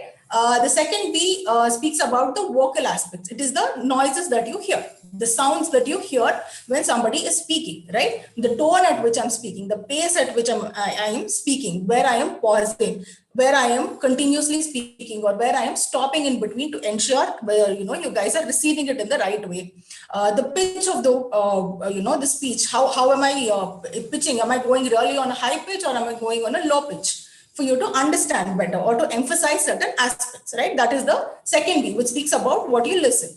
And third is the verbal aspect. That is the words that I'm using, the pronunciations that that the sounds are making, and the words that I'm using to communicate my idea to you, right? These are the 3 main V's. We have the visual, we have the vocal, and we have the verbal. These are the 3 V's, or 3 aspects of any communication or any conversation for that matter. All right. Now, let's look at this one sentence. Okay, what this slide speaks about is just by emphasizing or changing my emphasis on one particular word, how is it that the entire meaning of the sentence changes, right? So the initial sentence says, I didn't say we should tell him, right? I didn't say we should tell him. Now, what I would do is, this is how a person reads a sentence. Now, if I emphasize one particular word, I didn't say we should tell him, right? That gives a different meaning altogether. Again, if I change my emphasis to a different word, I would say, I didn't say we should tell him, right? I didn't say we should tell him. I didn't say we should tell him, right? I didn't say we should tell him, right? And then the last one says, I didn't say we should tell him, right? So now what have I done here is, I have changed the emphasis of every word. I have changed the word that I am emphasizing. And just by that, the entire meaning or the entire context of the communication changes, right? That is how important the communication is, or the way I am communicating, my tonality, or the emphasis that I'm giving in the sentences, that is how important it is when it comes to a communication, right? These are some things that which we do on a regular basis, but we do not give a very focused effort on how is it conveying our opinion, or how is it conveying our attitude towards the opposite person. All right. Now let us jump into what a conversation is, right? What happens in a conversation? We all know conversation is something when two people talk, right? When two people interact, they exchange certain ideas or opinions. That is conversation. But there is something called as that we would be learning, or we would be looking into something called as the IBC model, which tells you about what happens in a conversation, or what is the framework that a conversation has. Any conversation that you are starting, you would start with an introduction, correct? The second is the body of your speech, whatever conversation that you are having, and then how you are ending the conversation, correct? Now, again, conversation, our introduction aspect of it, some works in a very professional environment where you are introducing yourself to someone new, or someone in your professional aspect, right? That's what we're going to look at. Now, when you're introducing, you introduce yourself in two circles, majorly in two circles. One is your professional circle, one is your personal circle, right? Your professional circle, as students, it would be your classmates, your faculty, your HOD, or your principal, or any other students that you are meeting through your college circle, whether it is in your fests or any other aspect of your college. Again, when it comes to employment, your employees or your colleagues, these are the places where you would do a professional introduction, right? And then, which is more of a formal introduction. Your personal introduction is again where you go and introduce yourself in a personal circle, whether it is in your family circle, your friend circle, you're meeting certain mutual friends, or you're meeting certain relatives. All these aspects, all these aspects are where you do your personal introduction, right? Again, now when I'm introducing myself as a professional, my introduction or the details that I'm giving out is different, right? When I'm introducing myself as a personal, in a personal circle, whether it is family or a friend circle, the kind of details that I give out is different, right? So this is one thing that you need to remember when you're starting any kind of conversation. First is, who am I introducing myself to? The person I'm introducing myself to is somebody from my personal circle, or is he from a professional circle, right? So if he's from a professional circle, what are the details that I need to give, or what are the details that I need to give emphasis on, or what are the details I need to leave out? Again, if he's in a personal circle, then what kind of details do I have to give for him to identify me, or what are the kind of conversations that I need to have?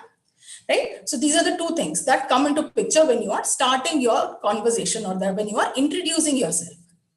Right? So again, now when you're introducing yourself, there are four things that you need to keep in mind. Who is the target? Whom are you introducing yourself to? Right? Which environment are you introducing yourself to? Right? There are situations where you meet your professional circle colleagues, or your professional circle friends in your personal circle, or where you meet your personal circle friends in your professional circle. So how do you modify your conversation, or how do you modify your introduction? Right? The environment where you're introducing yourself, the context. For what purpose are you introducing yourself? Right? When you're starting a conversation, there's always a purpose of the conversation, right? So for what purpose am I introducing myself? Now, if I'm introducing myself to students, it would be different. When I'm introducing myself in an interview, it would be different. When I'm introducing myself to my principal, it would be different, right? Similarly, as students, when you're introducing yourself to your friends or your classmates, it's different from how you introduce yourself to your class teacher or your HOD. So in what context, what is the purpose of introduction? And then impact. What impact? At the end of the conversation, or at the end of introduction, what is it? What is the one or two details I want that person to remember out of what I have spoken, right? If I'm speaking 5 sentences, a human mind would not necessarily hold all the 5 sentences in the mind, right? So what are the few things, or what are the one or two things that I am sure that this person should remember about me, correct? So these are the 4 aspects that are going to determine what is the detail I am giving to myself, giving to the others about myself, right? Whether it is who I am introducing myself to, or it is the environment that I am introducing myself, whether it is a professional circle, whether it is a personal circle, or whether it is in a social gathering that I'm introducing myself, right? What is the context? What is the purpose? Your introduction, when it comes to what are you trying to achieve out of the conversation, is what speaks about the context of the conversation and the impact. What is it that you want them to remember about you, right? So these are the 4 basic aspects you need to remember when you're introducing yourself in a conversation when it comes to a new person, or in fact, if even if it is somebody you know for a long time, you can go ahead and implement these and see how the quality of communication changes over time when you start implementing all these, right? Now, let us take an example where you are trying to bond with your classmates when you come to college, right? Most of you don't know each other. You're all meeting each other for the first time. So how do you start a conversation? You don't just like that start conversation saying, fine, you introduce yourself, all that is done. What after that, right? What are you going to talk about? How are you going to ensure if the person opposite to you is not very comfortable or is not a very interactive person, but you still want certain details from that particular person, or you still want to establish a bond with that particular person, or you want to ensure that you are in good terms with that person. So how are you going to do that, right? What are the tactics, or what are the few things that you could do to break the ice between the two of you, or to come out of your comfort zones and start interacting? First is, news related to your industry or field of interest. One current topic is our pandemic situation. How is it? What is happening in the pandemic situation? How is it affecting my education? How is it affecting the colleges? Whether the colleges are opening, when are they opening? Whether it is going to be online, offline, all these aspects, right? That is one big topic. All of us can talk for hours together. Correct? And there are a lot of general topics, again, whether it is the weather, or in Bangalore, it is the traffic jam. The in-trend topic every time you open a conversation is, how is the traffic in Bangalore, right? How is the weather in Bangalore? Or what is happening? What are the recent events? How is the COVID rate? All these aspects, basic, general information, which will get the other person start interacting, or which will also make you comfortable, and which will ensure that you start sharing your opinion or your knowledge about whatever you know so far also, right? A few things you need to keep in mind when you're having a conversation is, you have to be polite, keep it pleasant and short. Do not burden or overburden the opposite person with a lot of information, because the other person is going to get bored, or he's probably going to zone out, right? And if you're asking questions, when you're asking questions, ask appropriate questions which is dependent on the topic that you're actually talking, right?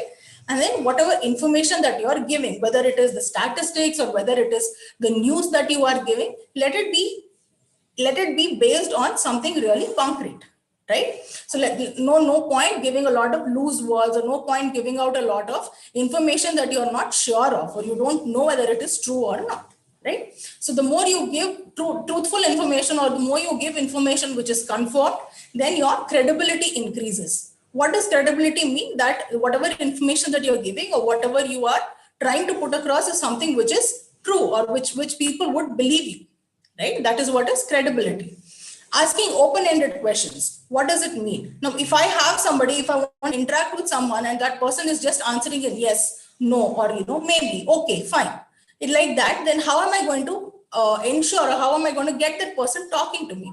One way of doing it is asking open-ended questions, where I am asking questions as to in a way that the other person has to describe the answer, right? I'm not going to be asking a lot of yes or no questions. I'm going to be asking a lot of describing questions, like, how is the weather, or how are you doing? How was your experience in Bangalore so far? Or how was your experience in AMC so far? So these are the questions which is going to enable the other person to come out with ideas, or to come out with his opinions in more than one sentence, right? A few things you need to remember, or a few things you need to avoid when you are interacting with a person for the first time, or the initial few times before you establish a bond, is avoid a lot of controversial topics, or where you have to come across and put your personal opinions, whether it is your politics or your religions or any other controversies.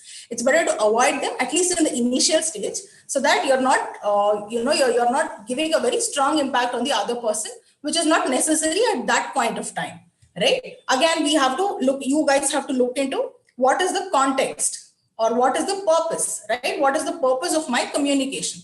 What is the purpose of my conversation? That is what you need to remember when you are conversing.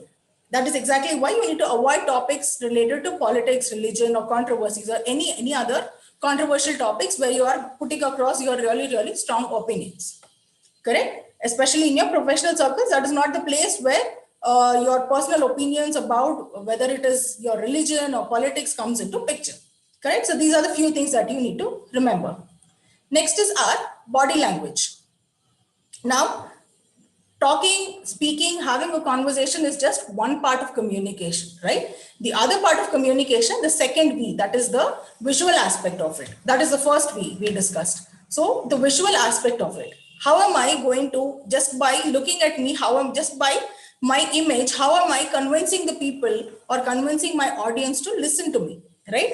How am I going to do that? A few things that you should keep in mind, or I would suggest you to keep in mind is, of course, you need to focus on your posture. All right. When I say posture, you need to stand confident. You need to stand tall with your head held high and with your back, with your spine really straight. Correct. So what you're doing is you're already giving a very confident body image to the other person, right? Smiling, of course, very, very important. Smiling is something which you need to wear along with your attire, right? Your attire is a combination of what you're wearing on your body and also what you're wearing on your face, right? So your smile and attire are two major things which will pull focus of what you're talking, or which will add focus to what you're talking, right? They play a very major role.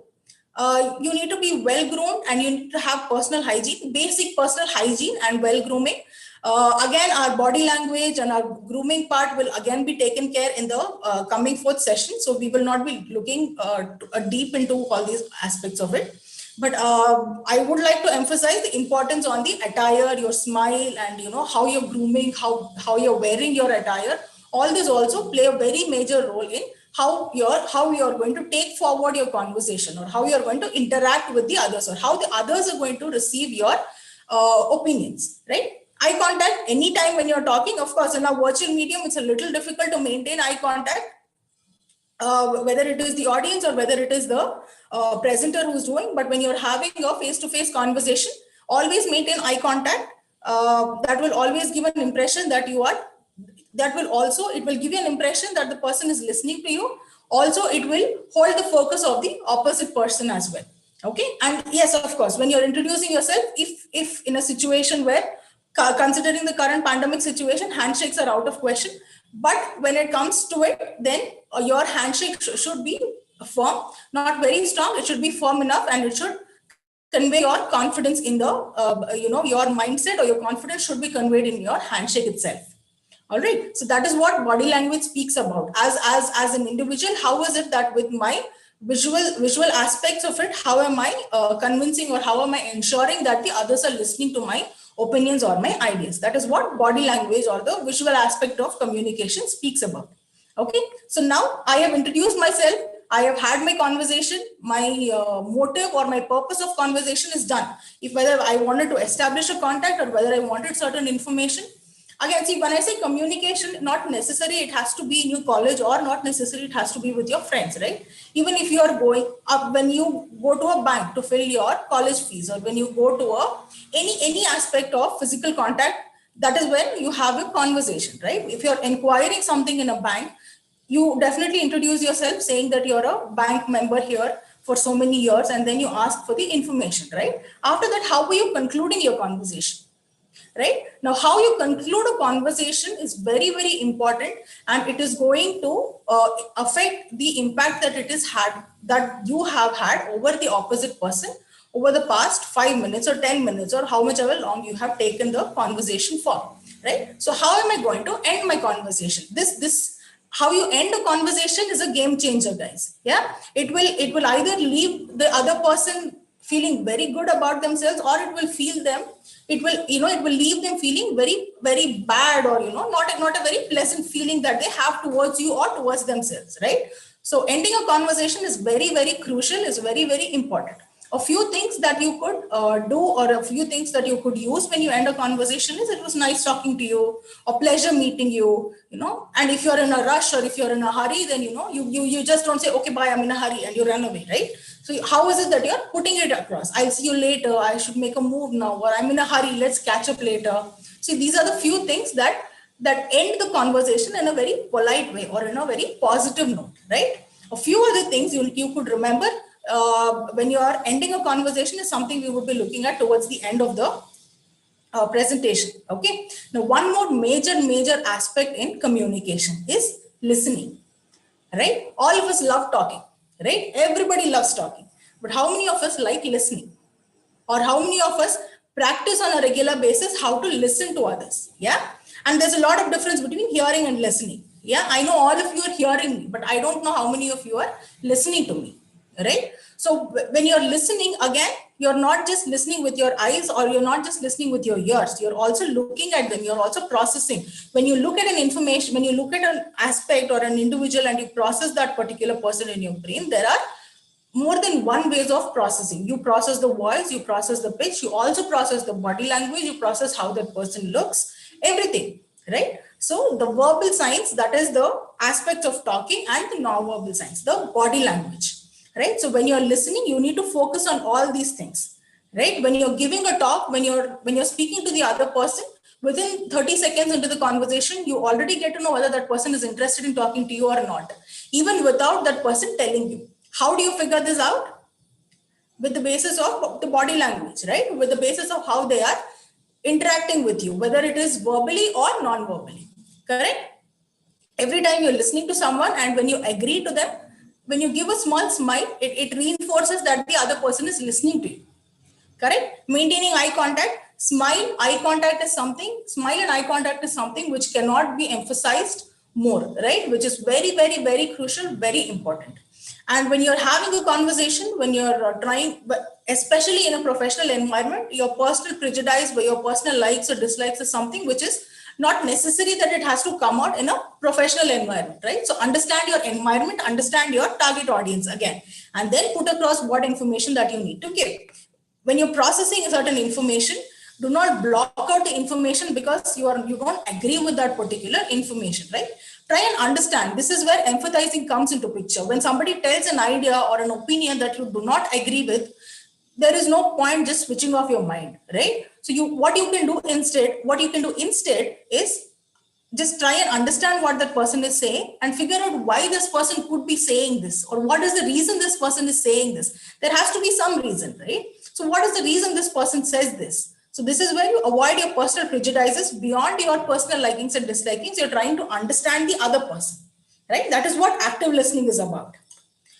And a few other things that you need to focus on when you're listening is, again, not just to the words, but you need to listen to the ideas, right? So try and understand the words that are coming out of this person. What is the root of these words? What is the idea behind these words, right? And of course, you need to be patient, right? There is no point having a one-way communication. There is no point just speaking. You need to talk, correct? Talking is where you have a two-way conversation. Speaking is where, like right now, I am just speaking, right? I'm not getting an interaction from you guys, correct? So that is speaking. Talking is where we interact in a regular classroom or in a conversation, how you interact. So you need to be patient. Only if you listen to others, they would be ready to communicate their ideas, and at the same time, when you talk, they would be listening to you, correct? And when you do not understand certain things, or when you want to gain more clarity over it, when you start questioning the ideas of what exactly this is, what are you trying to say the other person is, I'm listening to you. Whatever you're telling, I'm listening to you, right? So that is one of the ways where you ask a question and communicate to the person that you are listening to them, right? Mirroring and paraphrasing. Mirroring is something where you listen to a sentence and then you repeat that particular sentence, right? You see a person do something and you mirror that, right? What are you doing that way?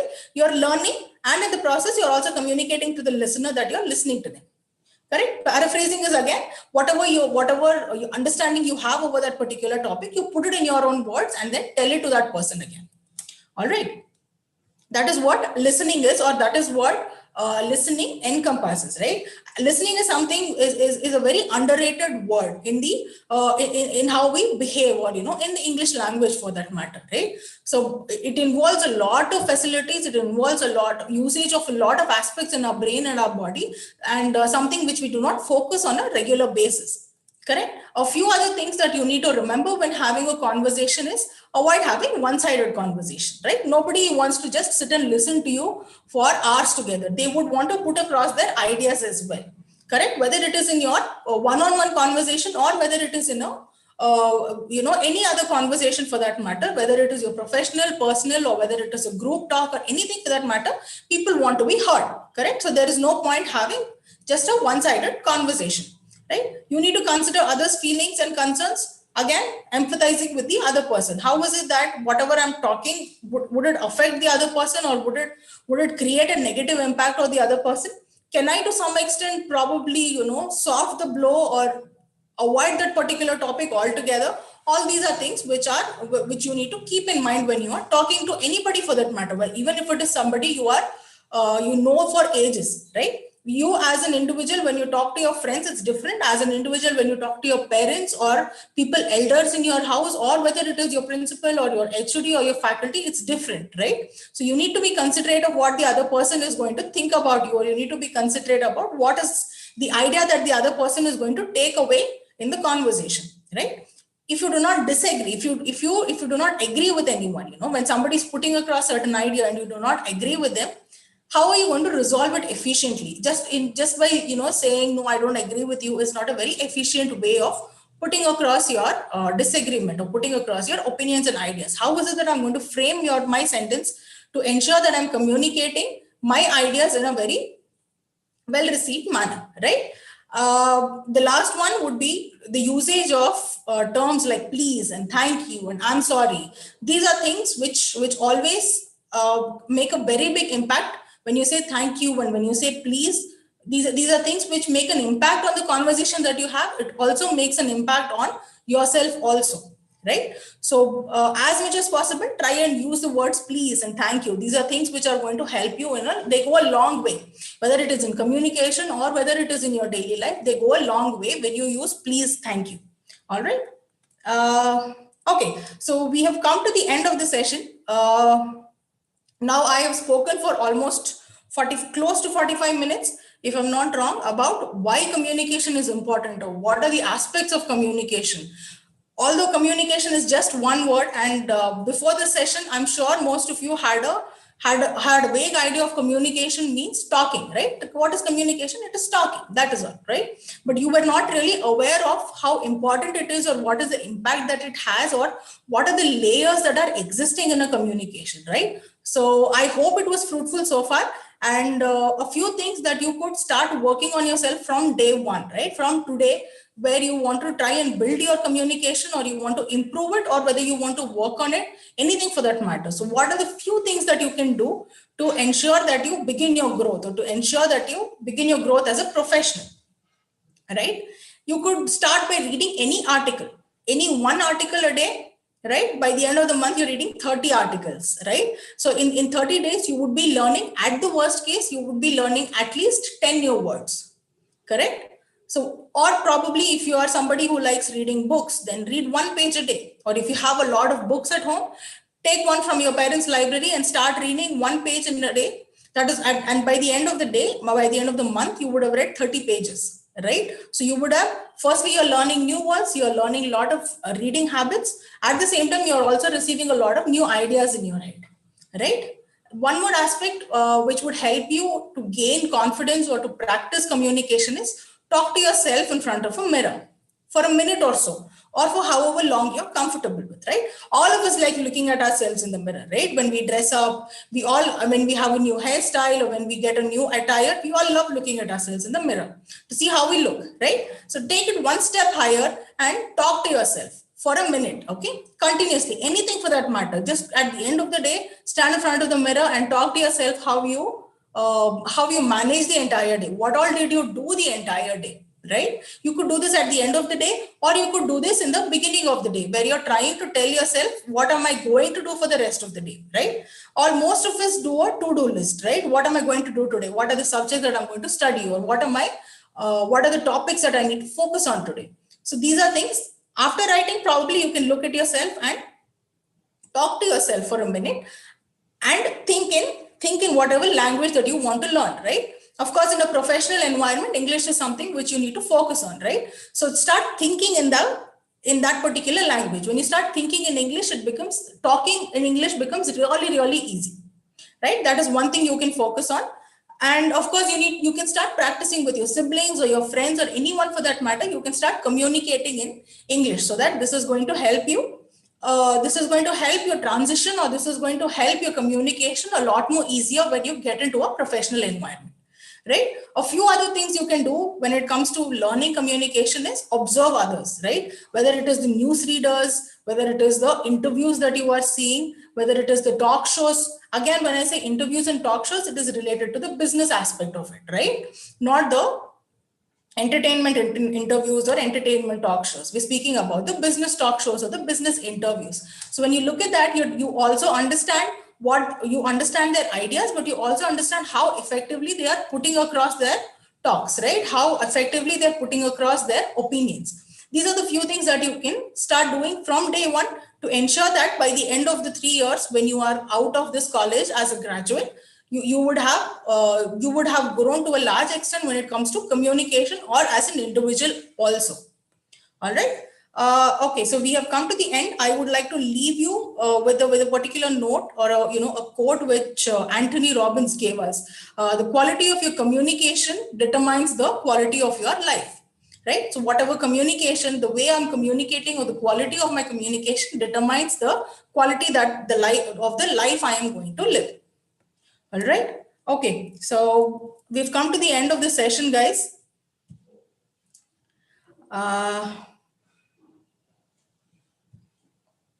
So I would like to thank all of you. I hope this 1 hour that we spent was fruitful.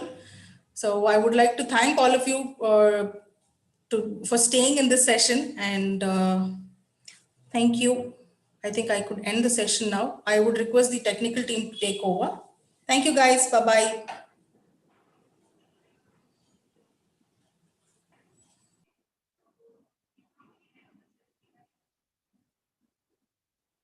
So should we on this video? Thank you, ma'am. Thank you for the insightful details shared by you. Before winding up, I would like to bring to your notice that the session will continue tomorrow on the topic Know Thyself from Ms. Kritika and Body Language for Interview from Mr. Ranjan Naraleshetty. It's my pleasure to convey a vote of thanks on behalf of Administrative Management College. Firstly, I would like to thank our guest speakers, Dr. Uma Devi and Mrs. Kritika. I would also like to thank Mr. Rahul Kaluri, Executive Vice President, AMC City Group of Institutions, and all the members of the management for their great support. I also thank our principal, Dr. Prakash Duvuri, for the constant overwhelming support and guidance. I'm also thankful to Mr. Ranjan Naraleshetty and Mr. Abhijit Chatterjee for their technical support. I extend my thanks to all the faculties of AMC College. My sincere thanks to all the students. Thank you. Tomorrow, the students, you can log in by 9:30. Tomorrow's session will be on the topic Know Thyself from Mrs. Kritika and